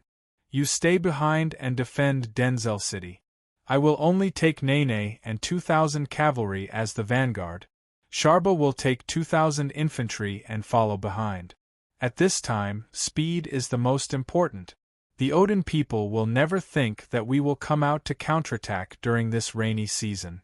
The defense of Metter City has been destroyed in the last war. As long as I take advantage of this opportunity to launch a sneak attack, the 2,000 cavalry will rush into the city and we will be able to decide the outcome of this battle. Even if my cavalry fails to attack, when Sharba's 2,000 infantry arrive, there will be enough time to leisurely attack the city." Shea smiled. "Our biggest advantage is that Manninger and Odin people don't know that we already have tens of thousands of troops. I'm afraid that Manninger still thinks that we only have 1,000 people." 2 days later, under the dark curtain of night, only torches hung on the walls of Metter City. But the city was silent and dark, without any lights. After the Odin people occupied the city, they implemented strict night control and strictly ordered the residents in the city to light up at night. This order was somewhat inexplicable to Shea. It was probably because the Odin people in the north lived in tribes and lacked experience in defending the city. At night they did not light up the lights. Wasn't this clearly giving the Lao Tzu a chance to launch a night attack? As long as he rushed into the city and set fire everywhere, the Odin people would be frightened. Behind a hillside outside the city, 2,000 cavalry were ready to go. After they galloped for a day and a half to reach Metter City, Shea ordered everyone to hide behind the hillside and rest for half a day to recover their strength. At this moment, the 2,000 original horse bandits had changed into the armor of the Empire's army and looked quite decent. Nene stood not far behind Shea and looked at Shea's back. No one knew what he was thinking. Nene returned to Denzel City 10 days ago and brought back more than 600 people, most of which were horse bandits and mercenary tribes that originally lived on the Wildfire Plains. As for Shea's newly organized cavalry emblem group, NEI was still the temporary deputy flag bearer. Although everyone knew that NEI would not be in this position for a long time, at least with this former leader around, these horse bandits who had been reorganized for more than a month were still very happy. Wait for another 2 hours and start attacking before dawn. Dawn is the time when people are sleeping most soundly at night. Shea lay on the hillside and looked at the city walls from afar. He stretched out his hand and pointed into the distance. The northwest city wall is in ruins and there is a gap. Odin's people haven't completely blocked it. When the time comes, you take 300 people and rush to the city gate with great fanfare to attract the attention of the defenders. I will take people to attack the gap in the northwest corner. As long as we can rush in, we will win this battle." Shea realized that Nene did not reply. He turned around and saw that the woman was staring at him in a daze. In the dark night, her gaze seemed to be wandering, requesting votes, requesting monthly votes. Requesting recommendation votes. It's the last few hours of this month. To be continued. If you want to know the future, please go to www.chidian.com. There are more chapters. Support the author. Support the original reading.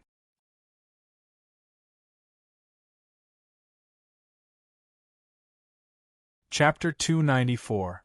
The breach in the northwest corner of Meta City was destroyed when Odin attacked the city last time. Although Odin tried to organize manpower to repair the city's defense, it was easier said than done to rebuild the city walls. Moreover, the Scarlet Snow Army's army left soon. Odin's army was only a few thousand in Meta City. Later on, some of them were transferred to other small cities. Mesta's occupying forces also tried to conscript the citizens of the city, but the citizens here hated these foreign invaders who had occupied their homes.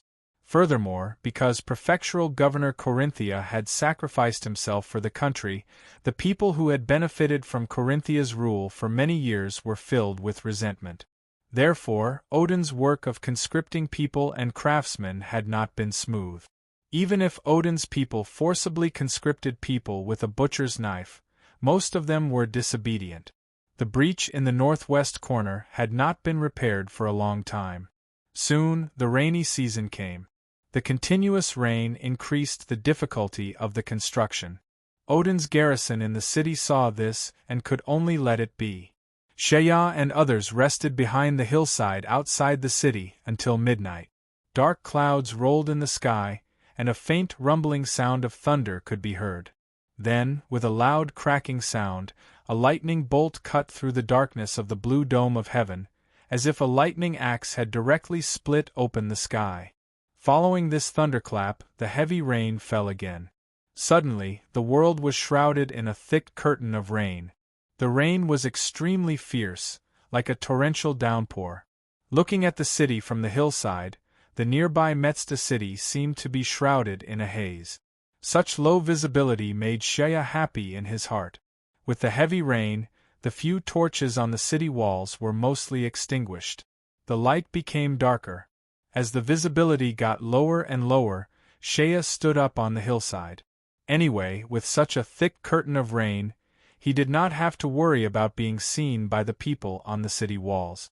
The pitter-patter of rain washed Shaya's face and suddenly calmed down a lot of the anxiety in his heart. Shaya simply raised his head and closed his eyes.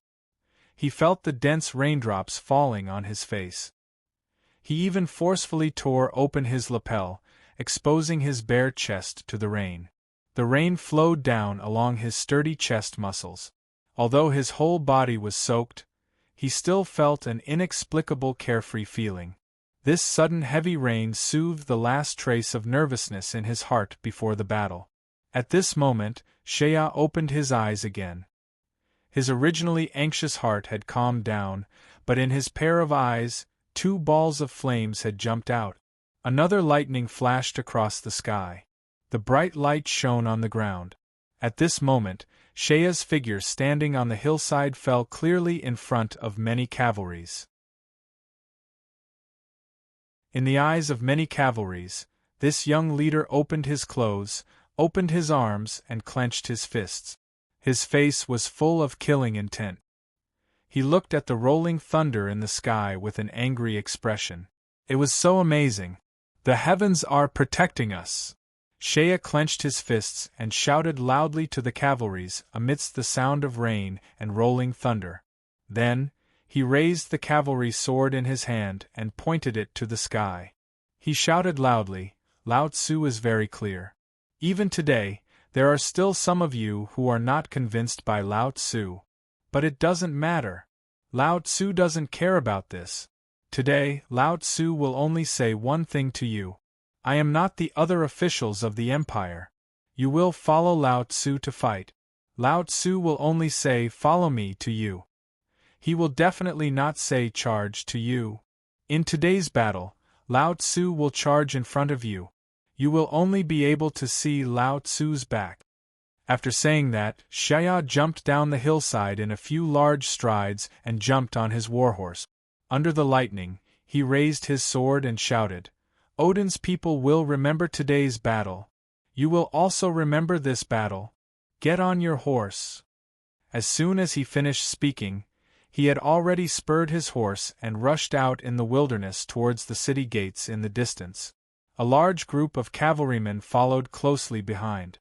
The heavy rain and the thunderous roars caused the blood in the hearts of these men to boil. Nene stood at the bottom of the hill and watched as Shea led his men forward like a furious lion. Looking at his back, Nene clenched her fist. "This is the man that I, Nene, have chosen." The annoying hua-hua sound of rain filled the heavens and earth. There was also the rumbling sound of thunder that seemed to never stop. These sounds perfectly covered up the sound of horse hooves. The thick curtain of rain created a very low visibility. The cavalries led by Shea had already reached the city wall, but they were not discovered by the defenders. The people of Odin's people who lived in the north all year round were seemingly unable to adapt to this kind of continuous rainy weather. In this kind of weather, everything seemed to be filled with moisture. After a month of this kind of weather, they felt as though their bodies were about to rust out from the inside. Especially this damned rain. Rain. Rain. Damn it, it's raining again. Most of the people of Odin's people were hiding in their rooms during this kind of night. Under the corrosion of the moisture, they felt as though their bodies were about to rot away. Although the gap in the northwest corner of the city wall was not closed, the people of Odin's people had still set up 2 rows of fences there. However, due to the soaking of the rain, the soil was soft and many of the fences had become crooked due to the erosion of the rain. Riders with better horsemanship were able to control their horses to pass through the gaps between the fences. The rainwater extinguished the torches and darkness descended upon the city wall. When Shea and his men reached the city wall, he immediately reined in his warhorse and whistled softly. Immediately, a figure rushed out from the cavalries. Like an ape, the figure nimbly climbed up the broken city wall. The figure was somewhat thin, and it took only a moment for him to climb up the city wall. Next, 2 corpses of Odin's men fell down from the city wall. Their necks had been slit in the darkness, and one of them had a broken arrow stuck in his chest. Next, half of the figure's body poked out from the city wall and waved his hand down. A bolt of lightning flashed, illuminating the figure. It was a young and somewhat immature face. It was none other than the young man from Zaku, Akai, who had followed Shea out of the mountains. Akai had a short knife in his mouth. There was still blood on the blade, and his whole body was drenched. His clothes were sticking to his body. The way he stood on the city wall and waved his arms fell into Shea's eyes. Shea immediately laughed. "Charge in." The horse's hooves flew as it leaped over a section of the fences that had already fallen down. Most of the Odin soldiers were gathered in the tower of the city gate to take shelter from the rain. Just as Shea led his men to approach from the northwest corner, a hurried bugle call came from outside the city gate. The standard bugle call of the Byzantine army immediately alarmed the Odin's men in the tower of the city gate. They rushed out and looked out from the city wall. Nene led no more than 200 horsemen and galloped back and forth in the wilderness below the city gate. The horsemen whistled loudly and tried their best to make as much noise as possible. The visibility was too low. The Odin's men could not see how many Byzantine army soldiers were outside the city in the darkness. Although they were shouting and lighting torches, it was easier said than done to light a fire in such heavy rain. Nene rode on his horse and watched from below the city wall. Suddenly, he snatched a lance from the hand of one of his men and galloped a few steps down the city gate. With a loud shout, the lance in his hand was thrown out like a bolt of lightning. An Odin officer was angrily rebuking someone on the city gate tower when he suddenly felt his chest light up. His body then soared into the air and flew backwards. When he looked down, a lance had pierced through his body and nailed him to the tower. For a moment, the Odin soldiers on the tower of the city gate began to clamor. Drums were beaten and horns were blown. Waves of warning signals were sent out, waking up all the soldiers on the city wall. More and more Odin's men rushed toward the tower. Shea's horsemen charged into the city through the gap in the northwest corner.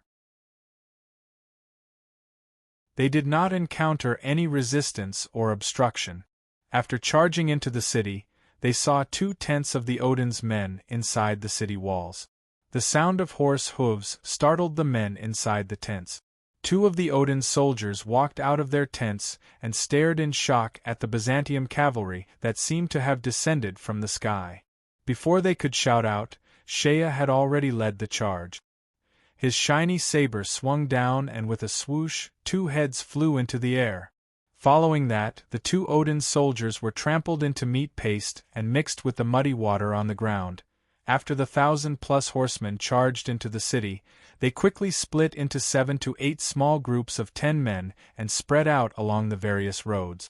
These small groups of horsemen followed Shea's instructions and started setting fire on all sides of the street.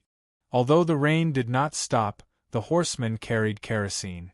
Once the kerosene was ignited, it was difficult to extinguish it with water. In an instant, the streets were ablaze. Following that, waves of battle cries could be heard from within the city. What surprised the horsemen the most was that not only did they not receive any resistance from the residents of the city, they even received great help from the residents. Many residents of the city were alarmed and ran out. When they saw the horsemen dressed in the Empire's uniform rushing in and setting fire on all sides, the residents of the city immediately cheered in excitement. Some even turned around and rushed into their houses. Soon after, they ran out with torches and joined the team of arsonists. There were even people who set their own houses on fire. Some even raised their torches and chased after the horsemen on the street. As they ran, they shouted loudly, "The Empire's horsemen have entered the city! The Empire's horsemen have entered the city!" Shea led a large group of horsemen alone and charged into the depths of the city through a wide street. In his previous plan, he would lead the main force of the horsemen to directly attack the prefectural governor's office. After running through several streets, they finally encountered resistance from the Odin's people.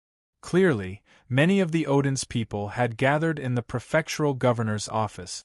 Although the prefectural governor's office was not a luxurious building, it was much more luxurious compared to the simple and crude buildings in the Odin's tribes. After capturing the city, the Odin's people did not hesitate to use the prefectural governor's office as their encampment. However, the problem was that they were too careless. The long street in front of the prefectural governor's office was wide and there were no defensive fortifications set up. They did not even set up any barricades or wooden stakes. Shea's horsemen charged straight into the prefectural governor's office. Although the Odin's people tried to resist, the wide street allowed the horsemen to charge to their heart's content. Although the Odin's warriors were brave and fierce, it was impossible for them to resist the charge of the horsemen with their bodies of flesh and blood. The few Odin's people who had temporarily gathered were quickly broken down by the horsemen. Shea kept his promise and charged at the front of the horsemen. He was always the first to charge into the Odin's crowd. With his saber raised, blood splattered everywhere. Under the charge of the horsemen, the Odin's people on the street were quickly defeated. Many of them had their bones broken and tendons torn by the galloping horses. Some were knocked to the ground and were quickly trampled into meat paste by the horsemen behind them. The long street was littered with corpses. Soon, the Odin's people were forced into the prefectural governor's office. However, the prefectural governor's office was only an administrative center. The walls were not high and the gates were not thick. More importantly, the heavy rain had weakened the power of the crossbows to the minimum. The Odin's people were unable to use the crossbows to retaliate. The arrows that were shot at them felt soft. Shea charged at the front. With his body strengthened by the dragon's blood, he was not afraid of ordinary swords. He casually blocked the arrows to prevent them from hurting his horse. The sounds of fighting in the city and the flames on all sides quickly caused the Odin's soldiers to fall into a passive state. There were people outside the city making a ruckus and feigning an attack. There were sounds of fighting coming from the prefectural governor's office. There were also dozens of flames of various sizes in other places. This chaotic scene left the Odin's people at a loss. What shocked the Odin's people even more was, where did the sounds of fighting in the city come from? Could it be that the Byzantium people had flown into the city? At this moment, after some hesitation, the Odin's soldiers on the city gate tower made a wrong decision. They divided a portion of their forces to reinforce the prefectural governor's office and another portion to put out the fires in the city. It had to be said that this was a wrong decision that could not be any more wrong. If the Odin's soldiers had concentrated all their forces to reinforce the prefectural governor's office at this moment, they might have had a chance. However, they were distracted by the flames on all sides of the city and only sent a portion of their forces to reinforce the prefectural governor's office. This decision ruined the last chance of Odin's people turning defeat into victory. When the reinforcements from the city gate tower rushed to the street outside the prefectural governor's office, Shea's cavalry had already taken over the prefectural governor's office. There were originally hundreds of Odin's men in the prefectural governor's office. However, due to the panic and the sneak attack in the night, many of the Odin's men fought naked. They were unable to retaliate against the cavalry. Shea only used a few moments to destroy the prefectural governor's office. Hundreds of Odin's men were wiped out. By the time the Odin's men called for reinforcements from the city wall, Shea's cavalry had already left the prefectural governor's office and were in formation on the long street. Seeing the Odin's men rushing anxiously from the direction of the city gate, Shea let out a long laugh. He raised his blood-stained saber and said, "Chase these Odin's men out of the city. Before dawn, this city will be ours." On the wide street, the cavalry once again charged forward in formation. Once thousands of cavalry charged forward, how could infantry stop them? Soon, the Odin's men who were waiting for news on the city gate were shocked to find that the reinforcements they had sent out were being chased back like ducks. Sounds of fighting and cries of pain could be heard from afar. Odin's soldiers retreated pathetically on the street under the heavy rain in the dark night, as if they were running for their lives. Shea was at the front of the charge. In the chaotic battle, he was hit by 2 axes. However, these ordinary attacks only managed to break his armor and did not cause him any harm. His bravery had already subdued those unruly horse bandits. At least, the impression that this young imperial general left on everyone was that his bravery was not inferior to their former leader, Lady Nene. Thousands of Odin's infantrymen were chased back to the city gate. At this time, the defenders were in a complete mess. The defeated Odin's men tried to run back up the city wall, while the defenders on the city wall tried to come down to rescue them. Both sides were squeezed together on the narrow steps of the city wall. In the darkness, they pushed and shoved each other. Some of them even fell down the city wall. Shea's horse had already reached the city gate. He threw away the saber in his hand and pulled out a flaming fork with one hand. His other hand pulled on the reins with all his might. The warhorse let out a long neigh and raised its front hooves. Instantly, a Odin soldier was sent flying. Shea on the horse quickly chopped down with his flaming fork. Ka! The thick iron pillar on the city gate was cut into 2 by the sharp flaming fork. Shea immediately rushed forward. In the darkness, everyone could clearly see a red light flashing across Shea's body. Then, they heard a booming sound. The booming sound even covered the thunder in the sky. In the darkness, a shout could be heard. "The city gate is open! The city gate is open!" Seeing that a huge hole had suddenly been blasted open in the city gate, and the door had been torn apart in the red light, he immediately shouted without hesitation, and led his cavalry to rush in quickly. At this point, Odin's defeat was set. Shea had fulfilled his promise. The battle had already ended before the sun had even risen. There were more than 3,000 defenders in Mesta. In the chaotic battle at night, more than half of them died on the spot. Most of them did not even have time to react before they were turned into meat paste under the iron hooves of the cavalry. There were hundreds of Odin's remaining soldiers scattered all over the city. However, when the Byzantine army entered the city, Shea did not even need to personally exterminate them. The citizens in the city were alarmed and spontaneously formed an army to hunt down the Odin's soldiers. Almost every street had different numbers of citizens. These people were all holding kitchen knives or wooden sticks as they chased down the scattered Odin's soldiers. After the battle, the highest commander of the Odin's army in Mesta tried to escape during the chaotic battle. As a result, he was trapped in a street and surrounded by hundreds of citizens. Including this Odin's officer, 5 Odin's soldiers were beaten into meat paste by the angry citizens with kitchen knives and wooden sticks. Later on, when they collected the corpses, they could not even piece together a complete shape. There were also more than 1,000 Odin's soldiers who were captured. Most of them were injured. There were less than 300 who were unharmed. When asked how to deal with these Odin's captives, Shea stood at the city gate and looked at the groups of Odin's soldiers who were herded together. His expression was cold as he looked at the cavalry beside him. What do you think we should do with them? Although these cavalry used to be bandits, they were not bloodthirsty people. For a moment, some people suggested that they should release these guys, while others suggested that they should keep these guys as slaves and coolies. After hearing the voices of the crowd, Shea slowly walked in front of the captives. These captives were all Odin's soldiers.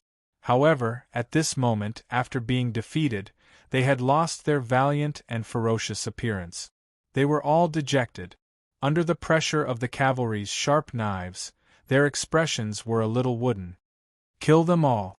Shea coldly threw down these words. The bandits around him immediately widened their eyes. They did not expect this young new leader to be so ruthless.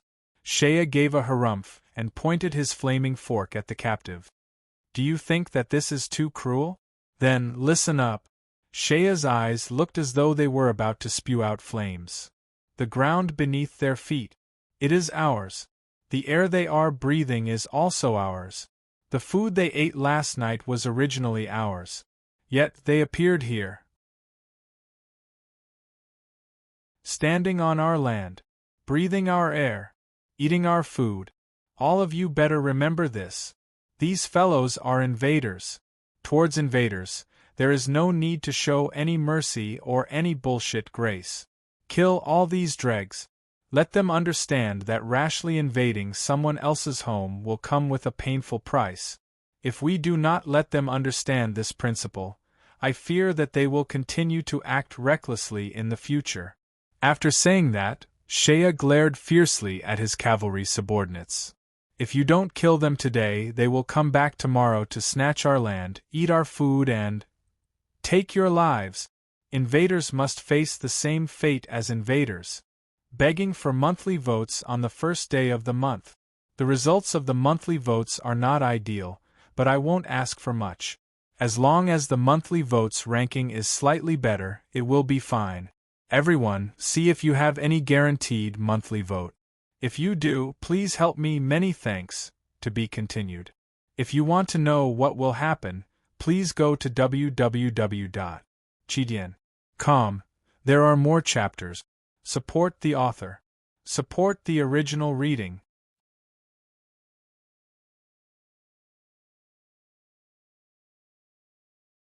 Chapter 295. GOR Chapter 281. My good brother, don't be fooled by Shea's impassioned and righteous speech of great principles. Truth be told, this fellow was shamelessly trying to steal the concept. The ground beneath their feet. It is ours. The air they are breathing right now is also ours. The food they ate last night was originally ours. Although those words were not wrong, from Shea's perspective, replacing the words ours with mine was what he was really thinking. Do not forget, our country bumpkin is not a Byzantium citizen. This fellow was simply someone who grew up in the wildfire plains. He does not have much of a sense of patriotism towards Byzantium.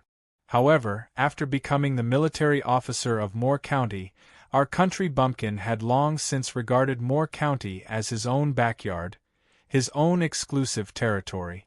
Now, Odin's men had come to occupy his, Shea's land, breathe his, Shea's air, eat his, Shea's food and enslave his, Shea's people.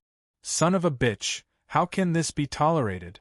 Speaking of bad, this country bumpkin is definitely not one of those heinous villains. However, speaking of ruthlessness, this country bumpkin who grew up in the mountains and had to deal with tigers, leopards, jackals and wolves, is definitely not a soft-hearted fellow. Additionally, Shea's heart was filled with hatred towards Odin's men. Thinking back to how the bald man, Kevin, had died in his arms, thus, when Shea gave the order to execute the 1,000 over Odin's captives, he did not even bat an eyelid. Although these former horse bandits weren't soft-hearted people, they had never experienced a scene where more than 1,000 people were standing in front of them and being slaughtered without any weapons. Although Shea had given the order, his subordinates hesitated for a moment. In the end, after Shea's impassioned speech, coupled with his stern and unquestionable eyes, the butcher's knife fell. Just outside the city, 1,000 heads rolled down and blood flowed like a river. The executioners in charge of the massacre were changed 6 times. The first 2 batches could not hold on and ran to the back of the city to vomit. Shea, on the other hand, stood on the city wall and coldly looked at everything in front of him with a grave expression. It was as if the people being slaughtered were not living people, but a herd of cattle and sheep. His cold performance left a deep impression in the hearts of many of his subordinates. They only felt that their new boss was brave and unparalleled in battle, not inferior to the former Miss Nene. Not only that, he was also ruthless towards the enemy. In a moment, their disdain and dissatisfaction were all, their hearts were filled with reverence. After Odin's death, Shea's. Before Odin's men attacked Shea, they had swept through the surrounding villages. They had burned, killed, and looted many times. Even the popular prefectural governor Corinthia had died for his country. This had aroused deep sympathy from the people.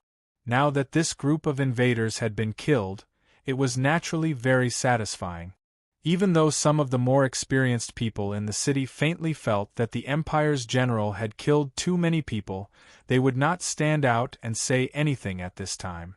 After instructing people to hurriedly dig holes to burn and bury the corpses, Shea immediately issued a notice in the square inside the city gate.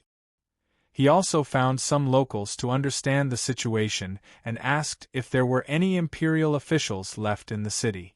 After asking, he found out that after prefectural governor Corinthia had died for his country on the day the city was breached, the officials in the prefectural governor's mansion had long disappeared. Odin's men had occupied this place and killed another batch. The lucky survivors had all hidden in their homes.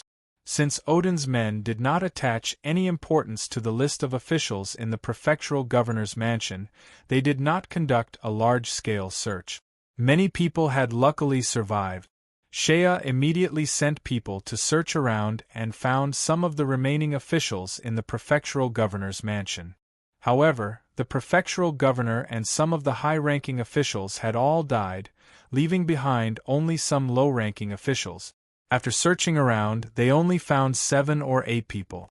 Shea simply asked these people to find some of the former major clans in the city and sent people to gather in the square to watch. The first major matter was to recruit the workers in the city and ask them to help repair the damaged northwest corner of the city wall. Originally, when Odin's men occupied this place, everyone naturally did not put in any effort. Even if they were afraid of Odin's butcher's knife, most of them still pretended to comply and deliberately delayed the construction. However, now that the Empire's own army had recovered the city and this general did not seem to have any intention of retreating and giving up on the city, everyone naturally hoped that the Empire's army would be stationed here to defend against Odin's men and prevent those barbarians from occupying this place again. In an instant, The crowd was stirred up and the workers and craftsmen who had signed up were all gathered. After distributing all kinds of equipment, Shea sent a small group of cavalry out of the city to patrol around while he personally took charge of the city defense and instructed his subordinates to repair the city wall. These craftsmen and workers were all locals. In the past, they worked for Odin's men and were not paid. If they were not careful, they would be beaten, kicked, and whipped. However, now that they were working for their own people and Shea was paying for their work, they were naturally 100 times more motivated and put in all their effort. Although the rain was still intermittent and was detrimental to the construction, the citizens of the city signed up one after another.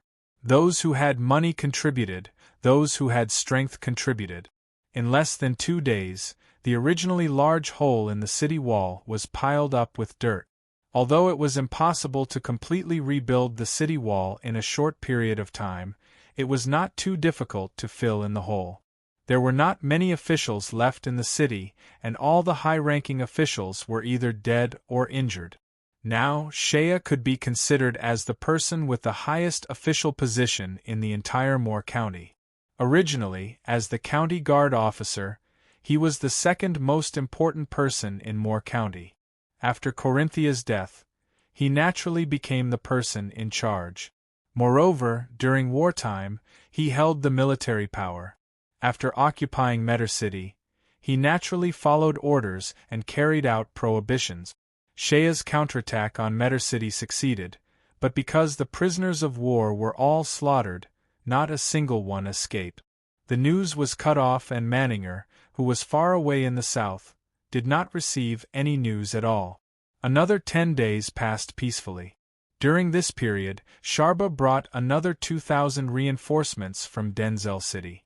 The maintenance work of the city's defense was still in progress. Shea trained the soldiers in the city and reorganized the armament. He also counted the young and strong population in the city and organized more than 2,000 young and strong men as civilian laborers. He also distributed some weapons. Anyway, the weapons of the Odin people in the city had been seized. After arming the young and strong men in the city, he sent people to train them every day. Although they could not be taught any real military tactics, they could still play a role in the city's defense when the enemy attacked. More than 10 days later, the weather gradually cleared up. After so many consecutive days of rainy season, the people felt that their bones were about to be corroded by the moisture and become rusty. On the other hand, Shea stood on the city wall and looked at the clear sky. The clouds had finally dispersed, revealing the blue sky. The sun was also bright and beautiful, and he gradually felt a trace of heat. Shea's face became very gloomy. Because he knew very well that after the rainy season passed and the weather cleared up, the Odin people would no longer be obstructed by the weather. He was afraid that there would be further movements from below. At noon on this day, a number of riders suddenly rushed back from outside the city. They were the scouts that he had sent out. They appeared to be in a hurry. Just as they rushed into the city gate, Shea, who was standing on the city wall, heard a shout from below. "Where is Sir Shea? There is an urgent military situation." When Shea heard it clearly, he immediately raised his eyebrows, and his heart sank. Could it be that Manninger had brought people back? How could it be so fast? The weather had just cleared up. How did Manninger find out that Mesta had been captured by him? He hurried to the city wall and several scouts came forward to greet him. The one in the lead was an old bandit under Nene's command. At that moment, his head was covered in sweat and he hurriedly said, "Son-in-law, no, General. From the west there are a few thousand people coming here from the west." Hearing that, Shea's face became puzzled. A few thousand? Only a few thousand? Even if Manninger knew that Mesta had failed and wanted to counterattack, he wouldn't have only sent a few thousand people, right? Could it be the vanguard cavalry? The main force was behind? He immediately went forward and grabbed the bandit's shoulder. "What's going on?" "Pitiful. Really pitiful. The horse gang shook his head and sighed repeatedly, with a pitiful look on his face. Then he quickly said, "There are thousands of people, and the line is very long. I sent someone to pick them up, and then I came back to report to you personally." "That, receive? Report?" Shea was confused. "What did you say? What few thousand people? Receive? Could it be our people?" "Yes, it's our Byzantium army." The bandit sighed. "A few thousand people. They came from the west. These guys are really pitiful. It seems like they fled back after being defeated somewhere." A big question appeared in Shea's mind. Our people a few thousand? Does Moore still have our army? Although he was puzzled, for the sake of caution, he immediately ordered the city gates to be closed and the army to prepare for battle. In the afternoon, in the wilderness far away from the city, a black mass of human heads could be seen from the west. In front were a few cavalry scouts that he had sent out to lead the way. The black mass of people behind them was scattered. The number of people did seem to be in the thousands.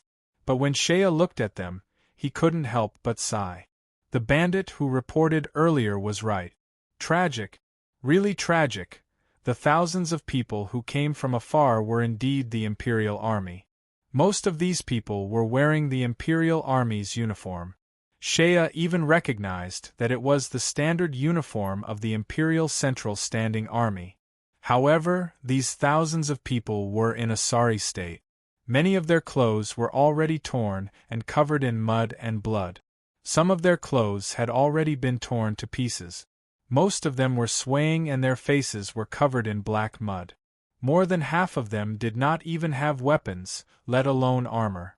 Some of them were even using tree trunks as crutches that they had found from God knows where, and were barely able to move forward with a limp. Almost all of these people were emaciated and sallow. Their eyes were unfocused and lifeless. They only had a tiny bit of hope left in them that was already somewhat numb. The flag was long gone. The few fellows who were walking in the front had even lost their boot. Some of them were barefooted while others had torn pieces of cloth from their clothes to cover their feet. These thousands of people came from afar, dragging their feet. The line was long and there were even some who fell down along the way.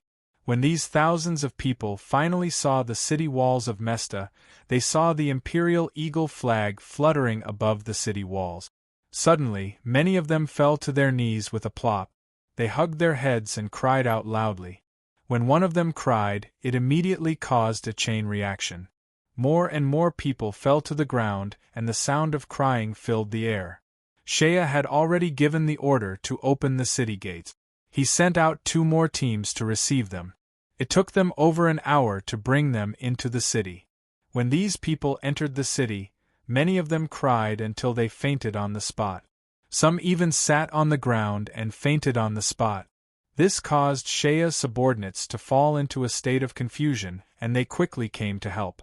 Shea had people bring over a large amount of food and water. As soon as the defeated soldiers who had come from afar saw the piping hot food, they rushed over and crazily snatched it like hungry ghosts. Seeing that the situation was not looking good, Shea quickly ordered a team of men to chase them away with sticks. Only then did he manage to maintain order. "Line up, line up, line up according to your own order to get the food. Arrest all troublemakers for me." Shea stood on the high ground and berated loudly with a stern expression.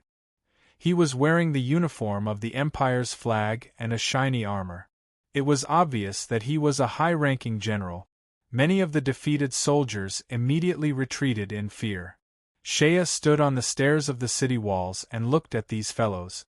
These fellows did not look anything like the Imperial Army at all. They were simply a bunch of refugees. Many of them were so skinny that they were almost out of shape. They were all skin and bones. Shea found all the doctors in the city, but in the end there were still a few guys. Perhaps it was because they were too hungry before, but once they got food, they almost choked to death. There were also some who were exhausted, and he was afraid that they wouldn't be able to recover for a few days. Shaya sent people to search this group of people for a long time before finally finding a person who looked like an officer. He summoned him in front of him, but the other party's imperial officer attire was already in tatters, and one of his boots had also fallen off. "Where did you guys come from?" The man was lying on the ground, his hand still holding half of the bread he had just received. His mouth was bulging as he replied with difficulty, "Sir, we are from the 7th Division." Shea was shocked. "The 7th Division? Weren't you all wiped out by Odin's men?" Hearing this, the man suddenly wailed and threw away the bread in his hand. He immediately laid on the ground and cried. His voice was filled with grief. The people around them could not help but look at him. Shea held back his impatience and went up to lift the man up. He smelled a strong sour smell on the man's body. He did not know how long it had been since he last bathed. His hair was unkempt and his face was dirty. Even his fingernails were full of black mud. "Don't cry. What happened? Tell me in detail." "Odin's men. How cruel. General Rostock died in battle, so tragic, the young general, The man said a few sentences before his eyelids suddenly rolled and he fainted. Shaya was helpless and could only ask people to quickly carry this guy away for help. He also asked people to find someone to ask and finally got to know the details intermittently. It turned out that this defeated army was the remnants of the 7th Division. When the 7th Division broke out of the encirclement, they split into two groups. Rostock led the main elite force, while this side division was a small force of 4,000 men. Rostock was also a ruthless person. His original plan was to cut off his tail to survive. He grouped an emblem group and most of the auxiliary forces together, hoping that this side division would attract Odin's pursuers while his main force would take the opportunity to escape. But in the end, Manning was a sly old fox and did not fall for it. He led his men to chase after Rostock's main force of the 7th Division and finally wiped out Rostock's entire army. Rostock's army was completely wiped out and he himself died in battle. Manning slaughtered all the prisoners of war, leaving no one alive. And these 4,000 auxiliary forces who were supposed to attract the attention of Odin's men survived. Although Manninger also sent his son Morka to chase after them, the heavy rain helped these guys and stopped Morka's pursuit. These 4,000 pitiful people abandoned their helmets and armor and fled pathetically. They did not eat or drink and were scared witless, afraid of Odin's pursuit. They did not look like an army at all. And the highest-ranking commander in the army was Rostock's nephew in the 7th Division. But that guy fell sick halfway through the journey. He was also frightened and fell ill.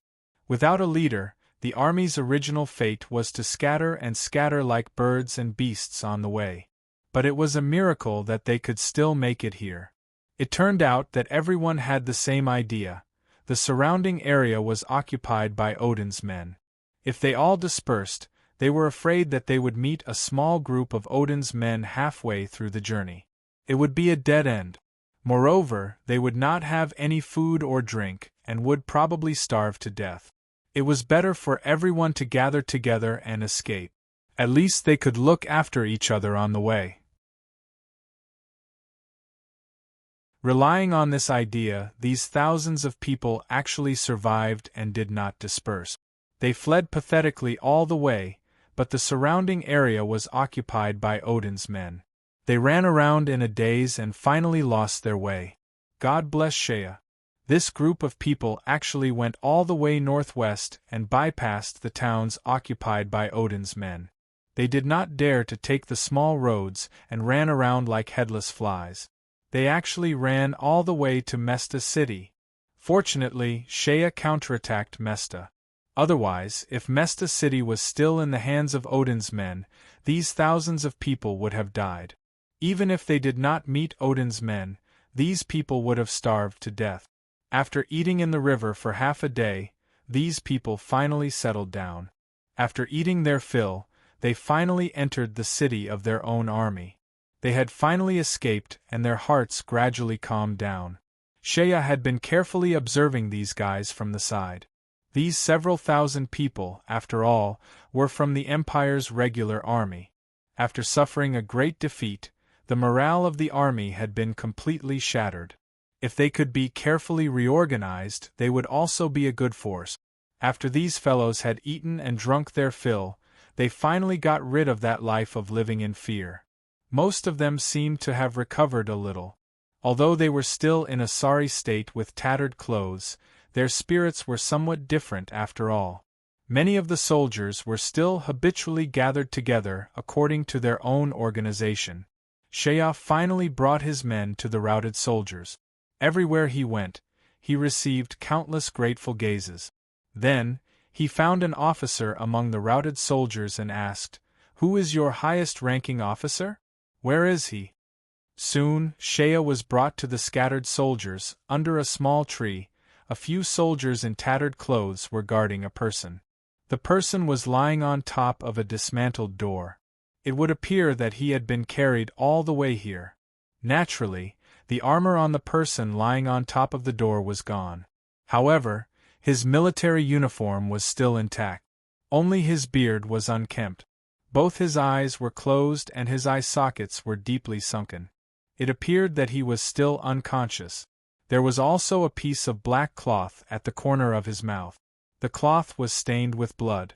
More importantly, when Shea saw this fellow from afar, he immediately felt that he was somewhat familiar. It was as though he had seen him somewhere before. Shea walked over and the scattered soldiers beside him parted to make a path for him. A fellow who appeared to be an officer stood beside him and said, "Young General, he fell down from his horse and suffered internal injuries. After falling unconscious, he vomited blood every day. As we do not have a doctor, we could only get people to carry him.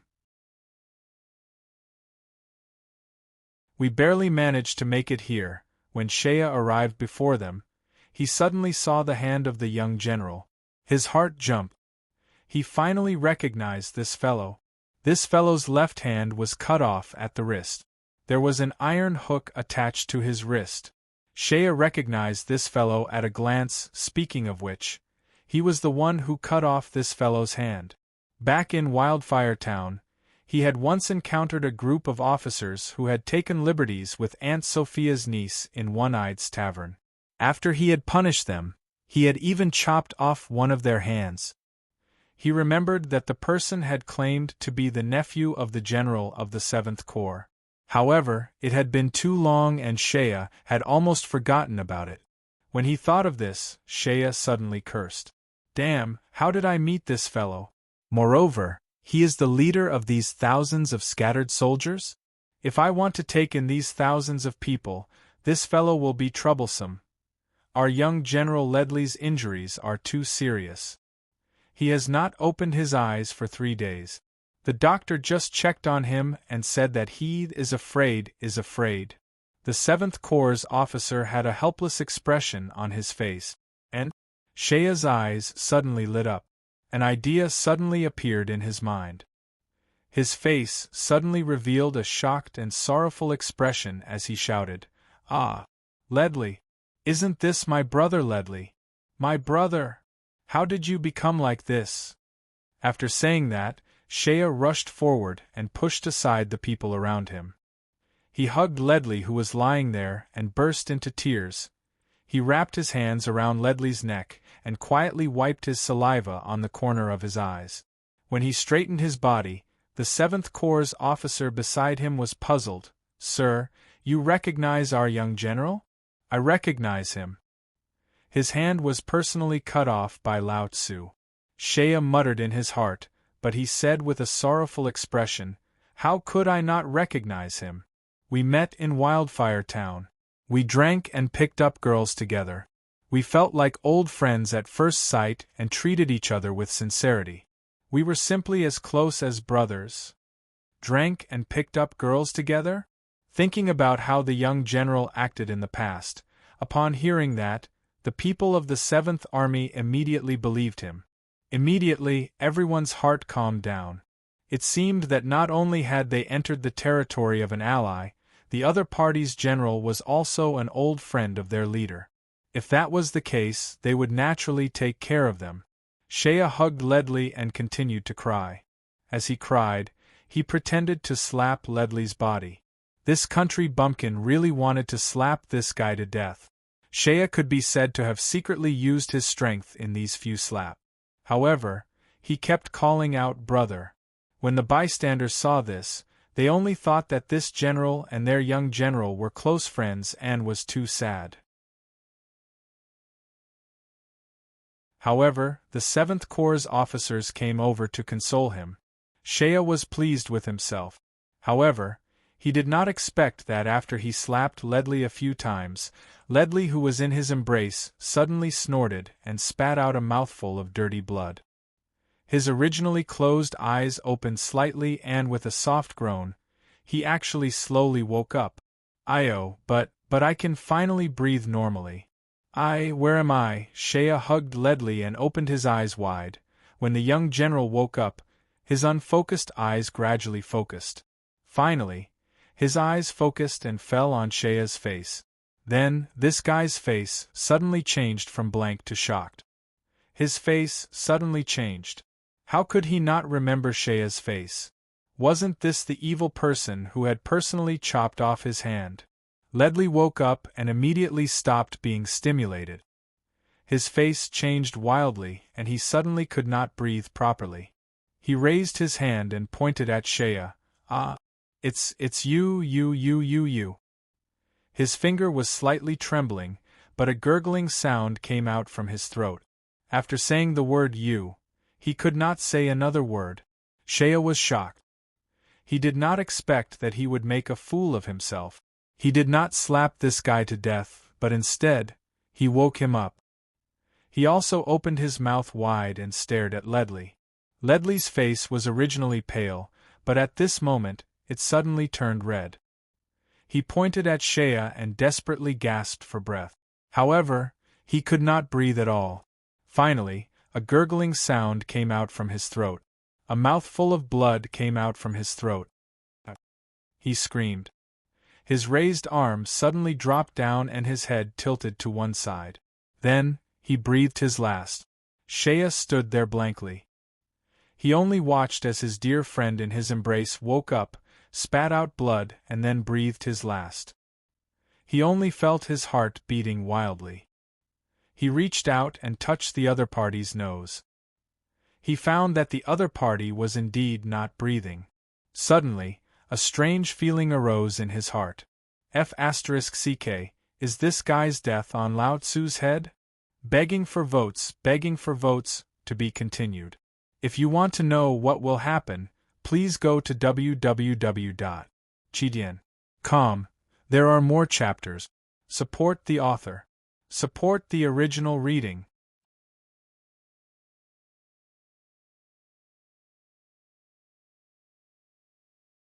Chapter 296. Half an hour later, it's past 12 o'clock. It's been a long time since I've written 10,000 words in a day. My writing speed has exceeded my expectations. It took longer to write 10,000 words than I expected. Maybe it's been a long time since I've written so much in a day. I'm still trying to adjust my writing speed. Haha. Anyway, I've finished writing 10,000 words today. Chapter 282, Chaotic Night. Governor's Mansion. In early summer, the rainy season finally ended. The dark clouds of war still hung over the sky, and Osgila's war did not seem to have made any breakthrough. The closest to the battlefield was undoubtedly the military districts of Armenia. Of course, after the rebellion of Governor Hughes, the former military districts of Armenia had officially been renamed the Armenia Autonomous Region. In the future, it may be renamed the Kingdom of Armenia. The whole of Armenia had become a huge munitions factory after the war began. Because it had the best iron ore in the mainland, Armenia's ironware had always been the best in the mainland. And in this kind of war spirit, almost all the workshops in the entire Armenian district worked at full capacity to produce ordnance. A large number of civilians were conscripted to work in the mines, and the mining volume was 3 times as much as before the war. Every day, there was an endless stream of ore transport vehicles from various mining areas to various places. The chimneys in the workshops were always emitting thick black smoke, regardless of day or night. The craftsmen had almost no time to rest. They took turns, swinging their hammers, producing one set of weapons and one set of armor after another. The military government of Armenia received countless orders from military governors all over the mainland. The number of weapons and ordnance ordered, even if all the military workshops in the entire Armenian district worked at full capacity without sleep, it would take 3 years to complete all of them, and large sums of deposits were directly moved into the warehouse, or exchanged for a large amount of food and transported from the neighboring counties. A new round of military recruitment began in the 4 cities centered on Marica, the capital of Armenia. It could be said that the entire military districts of Armenia had become a huge barracks. The streets of Marica City were no longer as bustling as they used to be. In the past, this was the only way to Ostjila. It was also the largest city near Ostjila. In the past, countless merchant groups would pass through here, bringing a bustling atmosphere to the city. But now that the war had begun, the trade routes had been cut off. The bustling scene of carriages shuttling through the streets could no longer be seen. On the other hand, groups of armored soldiers were running around nervously.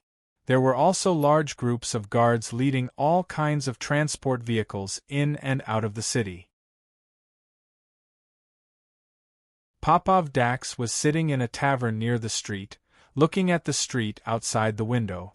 A few cavalrymen galloped past, trampling the remaining rainwater everywhere. Ostjila's military intelligence was sent back almost every 2 days, and large amounts of supplies were sent to the battlefield from Marica. During wartime, there were hardly any idle people in the city. Furthermore, Governor Hughes had also ordered for additional war taxes to be levied. Among them, the taxes for entering and exiting the city gates alone had been raised by more than 3 times. Popov Dax felt the owner of the tavern casting a fearful look at him from time to time. He could understand the meaning of the worry in the owner's eyes. At this moment, Popov Dax was no longer dressed as a dock laborer when he secretly met Gurod in the port area of the capital a few days ago. He was wearing a bright black armor, which was originally the standard low-level officer's armor of the Byzantine army. But in the place where the eagle head emblem of the imperial army was originally on the armor, a strange emblem had replaced the original position. This was a typical rebel's attire.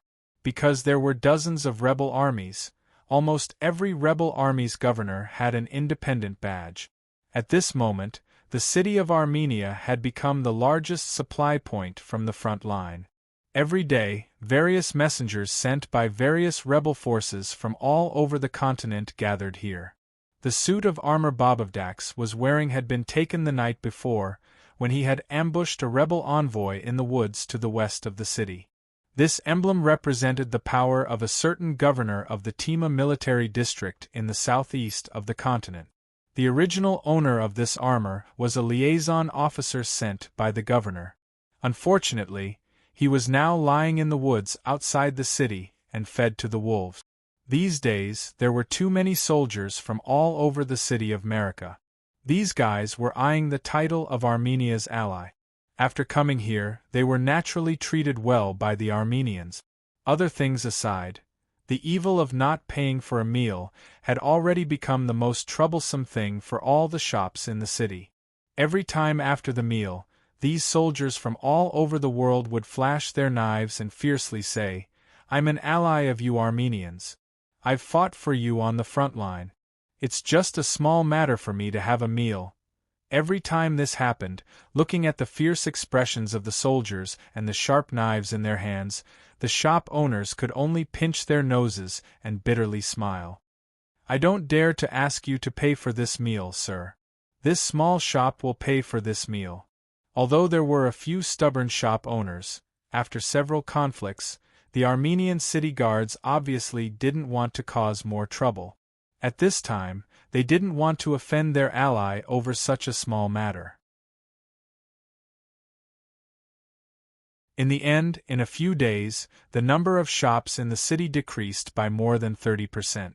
This tavern was very close to the city. Originally, this street was also very busy. The tavern had 2 floors.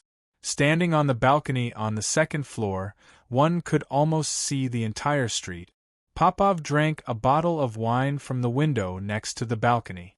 Finally, he retracted his gaze and looked back at the shop owner, who was frowning.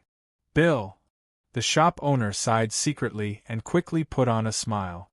"I don't dare to take your money, this small shop will pay, Pa." An imperial gold coin was placed on the table. When Popov Dax walked past the shop owner, he patted him on the shoulder and said with a smile, "My family used to run a tavern too." Popov walked out of the door and came to the street.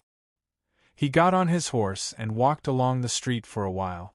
When it was almost dark in the city, he came to the street closest to the governor's mansion. He found the biggest inn on the street and bought a gold coin. "Stay here." He asked for a room facing the street. After entering the room, he casually threw a few copper coins to the shop assistant and then whispered a few words in the shop assistant's ear. The shop assistant immediately understood and revealed a wretched smile, nodded repeatedly, and left. In the evening, 2 gorgeously dressed girls were led into Popov Dax's room. Then, delicious food and wine were sent into the room. Popov Dax also tipped them and told them that no one was to disturb them. For the entire night, the room was filled with the sound of drinking and laughter. From time to time, the sounds of men and women teasing each other could be heard. When the waiter downstairs heard this, he couldn't help but swallow his saliva and curse in his heart. Country bumpkins from other places, however, no one knew that at this moment, Popov was sitting in front of the table in his room. He carefully took out a coarse cloth bag from his bosom and pulled out a black tube. After unscrewing it, he took out a thin transparent roll from the inside. He carefully unrolled it and soaked it in warm wine for a while. After that, he carefully stuck it on his face. Not long after, he stood in front of the mirror. His originally somewhat feminine face had changed into the appearance of a rough man with thick eyebrows and big eyes. While he was doing these things, the 2 gorgeously dressed girls were already rolling around on the bed in the room with their clothes disheveled. Their bodies reeked of alcohol and their faces were flushed red. However, their eyes were clearly somewhat vacant. They were laughing and hugging each other, making all sorts of noises from time to time. Popov carefully used a thin knife to trim his hair. Then, he stood by the bed and looked at the 2 girls who were lying on the bed. He sighed. "Sigh, it seems that the black-hearted merchant didn't cheat me this time. The quality of the hallucinogen he gave me is very good." As he spoke, he leaned forward and reached out to grab the 2 women's plump breasts. Then, he seemed to sigh regretfully. "You 2 girls, have fun by yourselves. Unfortunately, I have something important to do tonight. You 2 don't stop. Make more noise." As he said that, he seemed to be very distressed. He scratched his head. Threesome, just passing by like this. Those guys in the department should really give me a raise." When it was dark, a figure quietly slipped down from the window and landed on the ground along the wall. It was like a puff of smoke floating on the street. Stealthily arriving at the street outside the governor's mansion, Popov carefully stuck to the base of the wall. Holding a blanket-like thing in his hand, he stood on the base of the wall and covered his body with the blanket. He didn't know what treasure the blanket was, but after covering his body, the color of his figure completely blended with the wall. If one didn't look closely, they wouldn't be able to see it at all. The first squad takes 15 minutes, then the second squad, and then there's a gap of 15 minutes in between. Popov Dax silently calculated in his heart. Squad after squad of patrolling soldiers walked past him. Finally, after the 4th squad of patrolling soldiers walked past, he suddenly jumped out from the corner of the wall. Like a shadow, he swaggered and followed the patrolling soldiers more than 10 meters behind them. In the night, he looked like a ghost. If the patrolling soldiers turned around, they would be frightened and think that they saw a ghost. This guy actually dared to follow the patrolling soldiers behind them, as if he knew that they wouldn't turn around. He walked forward for about 200 meters. At this moment, the patrolling soldiers had almost reached the intersection. They were facing the guards at the side gate of the governor's mansion, but the guards' line of sight was blocked by the patrolling soldiers. They couldn't see Popov Dax, who was following closely behind the patrolling soldiers. This was an extremely dangerous angle. This side angle happened to be the blind spot of the guards at the side gate of the governor's mansion. Dax swaggered behind the patrol for more than 10 steps. Finally, he flashed and stuck close to the foot of the wall. Then, he flashed and disappeared into the night. The walls of the governor's mansion were 6 meters high, and there were several watchtowers. Popov just happened to jump over the side gate and avoid the watchtowers. After jumping over the wall and landing on the ground, he untied the blanket on his body. His costume had already changed into that of a servant wearing a linen robe. He dashed into the bushes, his steps as nimble and light as a cat's. When he ran into the first courtyard, he jumped down from the wall and suddenly heard a commotion. He raised his head and saw a black shadow in the courtyard. Although it was lying on the ground, it looked like it was almost as tall as Popov's waist. A pair of green eyes were staring at him. Its mouth was half open, revealing a mouthful of sharp teeth. There was also dripping saliva on the ground. It was a large dog. Its ears were erect as it stared at Popov like a tiger eyeing its prey. Popov sighed and quickly took out a leather bag from his bag. He tore it open and threw it on the ground. Suddenly, a stinky smell filled the air.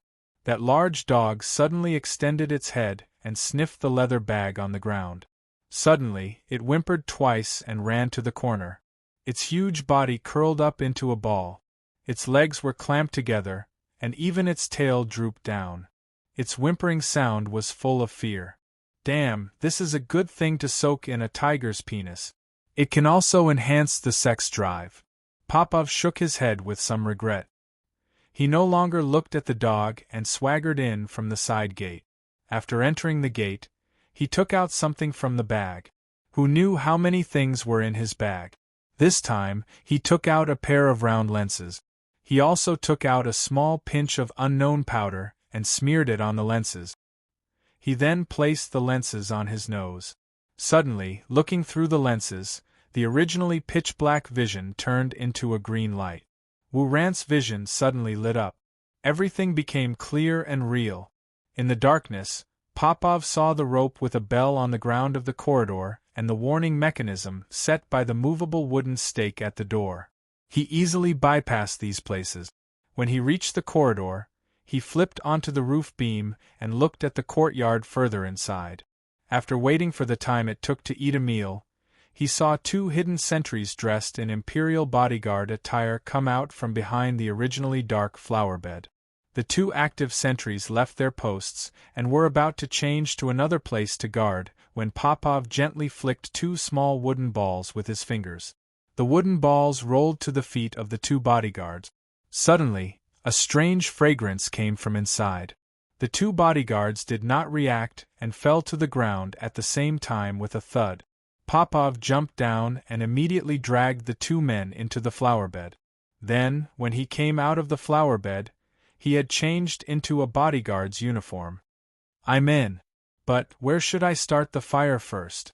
The guy touched his chin, his eyes flashing with a feminine smile. Sister, hurry up. Adeline grabbed 2 handfuls of dust and wiped her face a few times, but when she turned her head and saw Daphne sitting there motionless, she could not help saying anxiously, "Why aren't you moving?" Daphne looked at Adeline's dust-covered face and sighed softly. Adeline, it's no use, we've already run 7 times. But we can't just sit here and wait for death. Adeline shook her head. My plan this time should have a good chance of success. We just need to sit down. Daphne pointed to the chair next to her and pulled Adeline to sit beside her. She took out a silk handkerchief from her arms and gently wiped the dust on Adeline's face with a tender look on her face. Adeline was a little dissatisfied. It was not easy for her to wipe the dust on her face. She immediately twisted her head hard, trying to avoid Daphne's hand. Daphne's eyes were gentle as she looked at Adeline. Finally, she sighed and reached out to grab Adeline's hand. She whispered, "Listen to me, don't act rashly. We've already run 7 times without success. If it were an ordinary captive, they would have been executed long ago. That Hughes did not harm us because we have value, but if we really piss him off—" After a pause, Daphne whispered, "Besides, even if we run now, where can we go? The capital is surrounded, we can't go back. The Odin people in the north have also invaded, and your friend called Shea, I don't know how he is now. And to tell you the truth, I'm not going to leave." At this point, Daphne's eyes flashed with determination. "What?" Adeline exclaimed. Wuran jumped up and pointed at Daphne. You don't really want to join that old pervert Hughes, do you?" Hearing Adeline call him old pervert, Daphne's face turned red. How could she not know that Hughes was coveting her eyebrows? Her face turned stiff as she stared at Adeline. "Do you really think of me that way? My father is the Duke of Minas, and now I'm the daughter-in-law of the Croenma family. Why would I join the enemy?" "Then Daphne shook her head. "I plan to assassinate Hughes." "No." Adeline quickly hugged Daphne and hurriedly said, "Don't even think about it. You. Daphne's expression was calm as she slowly said, "I heard today that the front lines are in a stalemate, and Hughes's temper is getting worse by the day. I'm guessing that Hughes will send people to bring us back to the front lines in a few days at most. At that time, he probably won't be able to hold himself back from me." At this point, the beautiful crown princess's face suddenly turned red, and 2 blushes appeared on her feet. She was instantly incomparably beautiful, but her eyes flashed with determination. "This person is a great thief of the country. Usually, it's extremely difficult to get rid of him, but if he really covets me, then I naturally have the chance to." She shut her mouth at this point, because the following words were really unbearable. There was no need to say it out loud, for everyone was well aware of it. Governor Hughes had always presented himself as an aristocrat, so even after capturing the 2 women, he had always treated them well. Although he was obviously very tempted by Daphne's beauty, he had never touched her. But it was hard to guarantee that he would still maintain his previous pretense when he saw the stalemate in the recent days. It wasn't hard to guess Daphne's thoughts. She must want to pretend to submit to Hughes and serve the thief with her body. She was a natural beauty with a devastatingly beautiful appearance, and was publicly acknowledged as the #1 beauty among the nobles of the empire. As long as she pretended to submit, she would have a chance to get close to Hughes. Even if Hughes was a vigilant and careful person, how clear-headed could he be when a man and woman were in the throes of passion? Adeline stared blankly for a while before repeatedly shaking her head. No. How can this be? Why not?" Daphne's voice was very soft, and her beautiful face was tranquil, but her eyes contained a bit of death. "Since I married into the royal family, I've long resigned myself to my fate. Women like us, apart from our natural beauty, what other capital do we have? To tell the truth, I've long been unafraid of death. I've long lived enough these years. If I can take Hughes down with me in the end, it can be considered my loyalty to the family and the royal family. But before I die, I'll just let that thief sully my chastity. What's there to pity about someone who's about to die?" Adeline only felt a great shock in her heart. Her mouth kept saying no, but she couldn't tell what was wrong and why. She grew up in the royal family, and this kind of rich and powerful girl had long had the resolve to sacrifice herself for the family. It seemed that Daphne's idea wasn't wrong, but in Adeline's mind she felt that Daphne's idea, apart from sacrificing herself, was more of an apathy towards life. At least, if it was Adeline herself, she would never do such a thing. It wasn't that she wasn't noble enough, but offering her body to the enemy in exchange for an opportunity to assassinate. Thinking of this, Adeline's mind suddenly flashed with that rough figure. I'm already his woman, how can I let others touch me? Even if I die, I won't allow it. No. You'd better listen to me and blacken your face, Adeline said anxiously. I've asked around. Tonight, there will be water trucks from the governor's mansion arriving at the backyard in the wee hours of the morning. In a while, we'll set the house on fire to attract attention. Then, when the maids rush in and knock them out, we'll take advantage of the chaos. But at that moment, they suddenly heard a series of shouts coming from outside. Fire! Fire! In addition to the shouts, there were also cries of alarm from afar, as well as the sound of chaotic footsteps. Adeline immediately jumped up and rushed to the door. Pushing the door open, she saw a ball of fire rising to the sky in the distance from the governor's mansion. Seeing this, Adeline stomped her feet. Ah! What's going on? Seeing that there were servants running back and forth outside the courtyard, Adeline attempted to move out. However, 2 black-clad guards from the governor's mansion blocked her path and said coldly, Your Highness, please return to your room to rest. Adeline glanced at the guards and was about to say something when 2 burly maids brought Adeline back to her room and closed the door behind them. Adeline and Daphne, who were inside the room, could hear the incessant shouts coming from outside. The noise continued to flow in, and after a while, they heard someone shouting out, Arson! Be careful! After a while, they heard someone shouting out, The west side is also on fire! The west side is also on fire!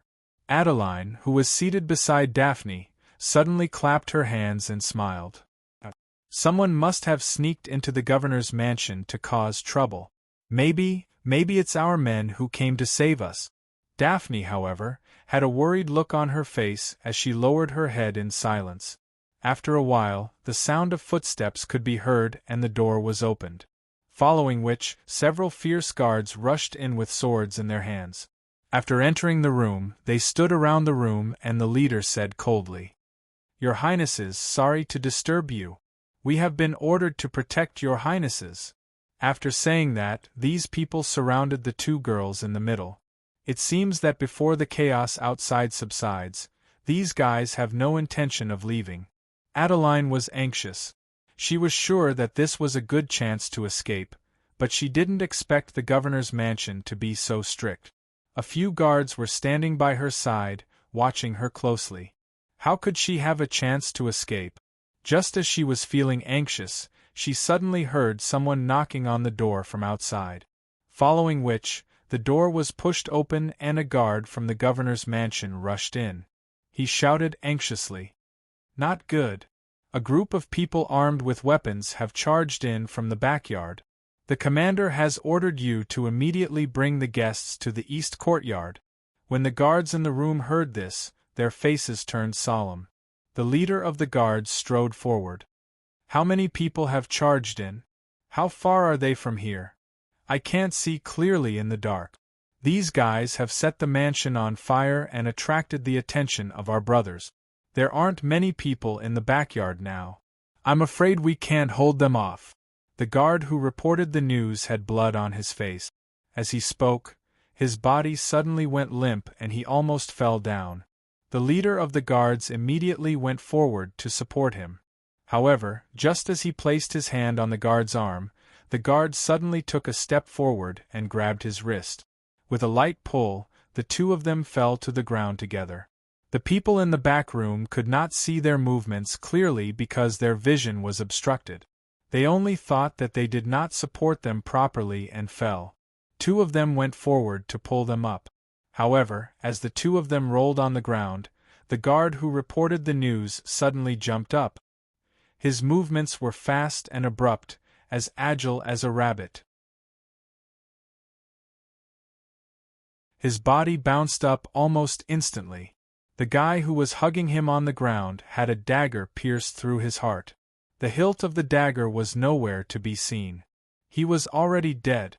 The guard who reported the news was in midair. A cold light flew out from his hand. The necks of the two guards who came forward to support him suddenly turned bright and fresh blood spurted out. The remaining guard only had time to let out a short cry. The guard who reported the news had already raised his hand. A black object shot directly into the guard's mouth. Immediately, the guard hugged his neck and could no longer make a sound. Then, the guard went forward and stabbed the guard's throat. Then, he gently laid the guard on the ground.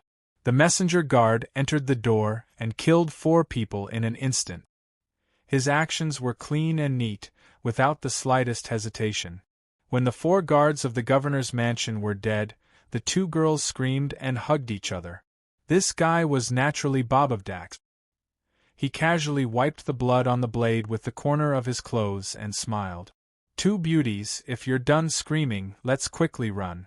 At this moment, the governor's mansion was in a mess. No one knew what Dax did, but he actually set fire to the 2 corners of the governor's mansion.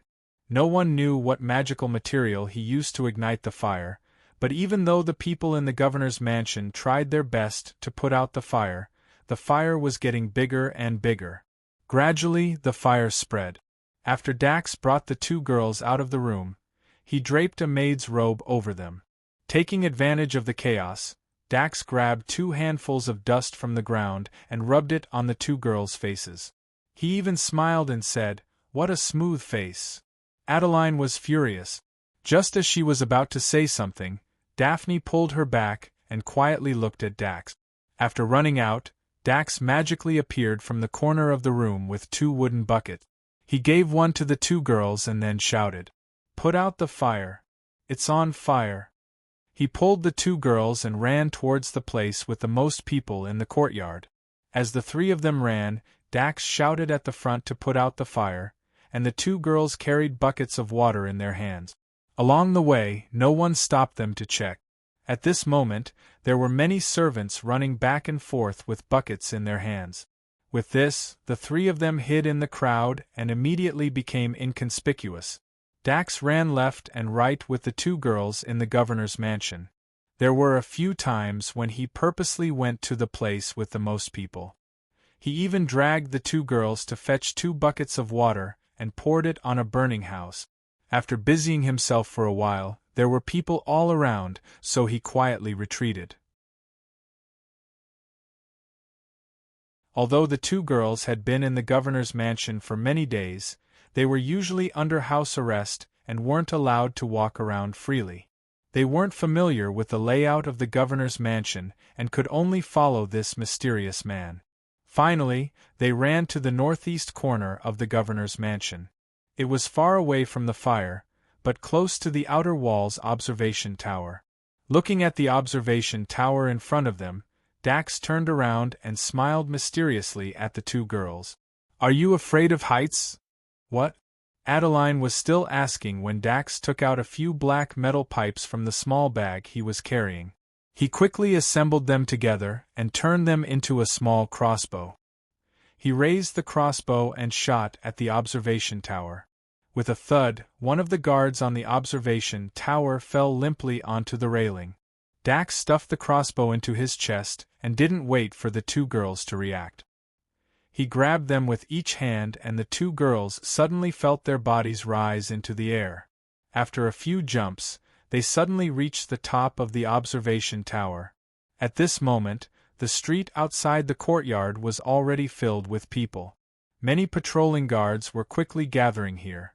The torches were lit as bright as day. Dax quickly took out something from the bag in his chest. It was a piece of cloth that was folded into small pieces. After unfolding it, it was as big as a bedsheet. With a light twist, he draped it over his body. He then used a few metal pipes to cover it, making it look like a pair of bird wings. Dax looked at the 2 girls. "I don't care if you're afraid of heights. It's best if you close your eyes." After saying that, he took out a thin rope from his sleeve. With a light shake, he wrapped the rope around the 2 girls.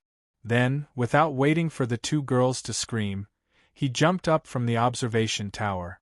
The huge figure drew an arc in the sky and hovered over the heads of the patrolling guards who had gathered on the long street. The two girls could only hear the wind whistling by their ears. They were so scared that they almost fainted. Knowing that the situation was urgent, they instinctively covered their mouths and didn't dare to make the slightest sound. The wings glided for no more than 10 meters before landing on a building far away from the street.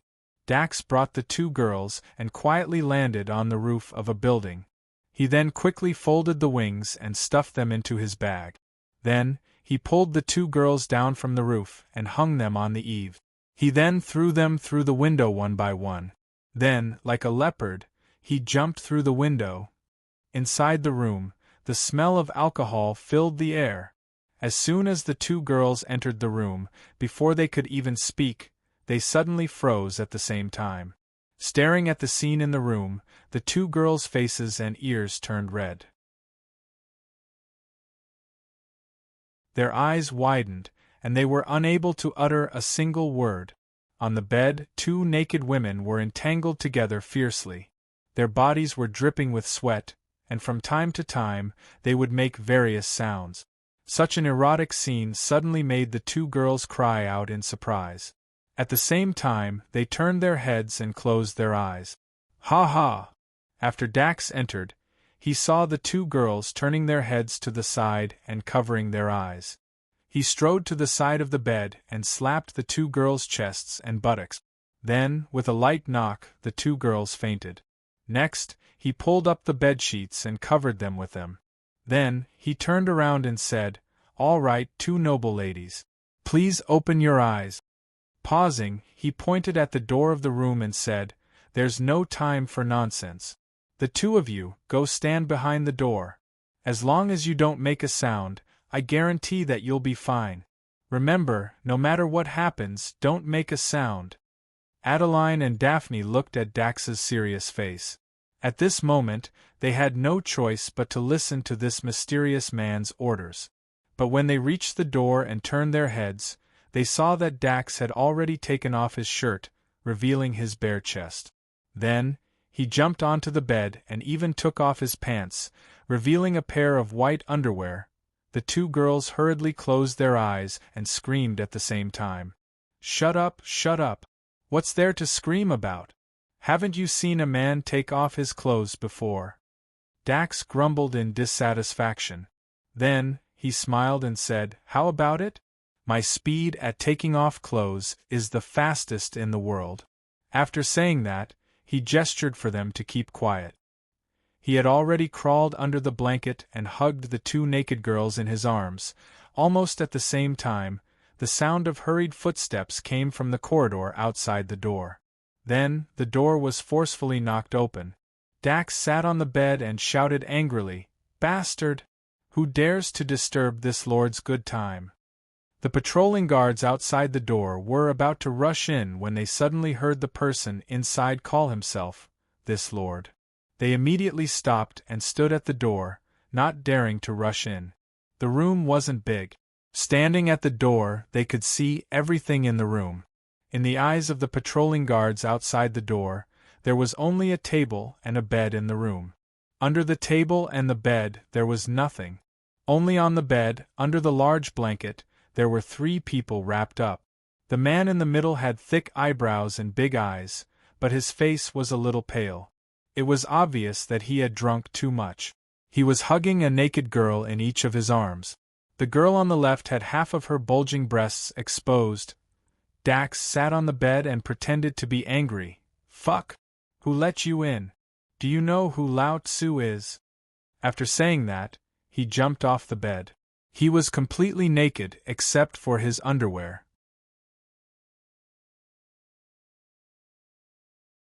The patrolling guards outside the door couldn't figure out Dax's background. While they were hesitating, Dax had already rushed to the table and grabbed a badge on the table. "Look carefully. Lao Tzu is an important guest and ally of Armenia."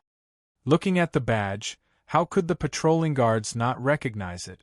They immediately understood that the person in front of them was probably an officer sent by another force to contact them. "This lord, we were ordered to search for escaped criminals. Escape your mother's balls." Dax was furious. "Lao Tzu only has women on his bed, there are no criminals.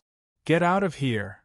Otherwise, when Lao Tzu goes to the governor's mansion tomorrow, he only needs to say a word and he will skin you alive." The patrolling guards at the door looked at each other. Recently, these foreign military envoys had been arrogant. Their superiors had already made it clear that they were not allowed to offend these allies.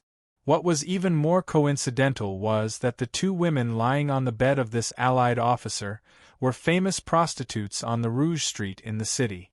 One of them was even more famous. Many soldiers in the city guard patrol team were her benefactors. Coincidentally, the soldier at the door had also visited this woman before. He actually recognized her at a glance. Now, what was there to be worried about? Immediately, they closed the door and left the room. However, they didn't know that the two princes were hiding behind the door. They were only separated by a thin door. After the patrolling guards left, there were still some people who were still worried. One of them laughed. "Fuck. It's fine, it's fine. The two women on the bed, the one on the left is Nina, and the one on the right is Dana." Lao Tzu had seen them before. Fuck, that Nina was something Lao Tzu tried last month. After a night of torment, she almost broke Lao Tzu's waist. The price of these two women isn't low. The serene side is a rich man. After a while, they went downstairs and heard the shop assistant talk about how the military officer stayed upstairs with the two women for an entire night without leaving the room. Thus, they were even less suspicious. However, some of them couldn't help but admire him. That brother's body has recovered, yet he didn't even get a golden spear for an entire night. Admirable, admirable. After the door was closed, Adeline and Daphne were so scared that their legs were about to go soft. But when they turned around, they suddenly saw Dax coldly grabbing the two women on the bed. His hands were gripping their necks, and he gently twisted with two cracking sounds. The two women's necks immediately bent to the side, and they died at the same time. Dax's sudden ruthlessness in killing people stunned Adeline and Daphne. They desperately covered their mouths to prevent themselves from crying out. You. Adeline pointed at Dax and said in a low voice. "I what?" Dax smiled faintly.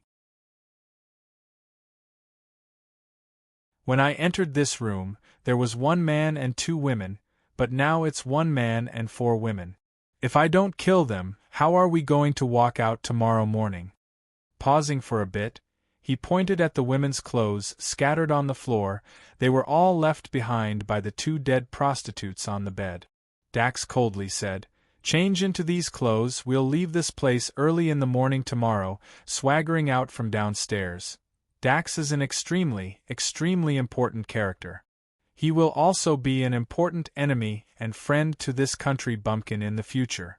So, I refuse to admit that I'm spouting nonsense. Haha, 10,000 words completed. I'll strive to be a good and honest student. Tomorrow, it's still 10,000 words, please vote. Recommendation votes, monthly votes, I want them all. To be continued.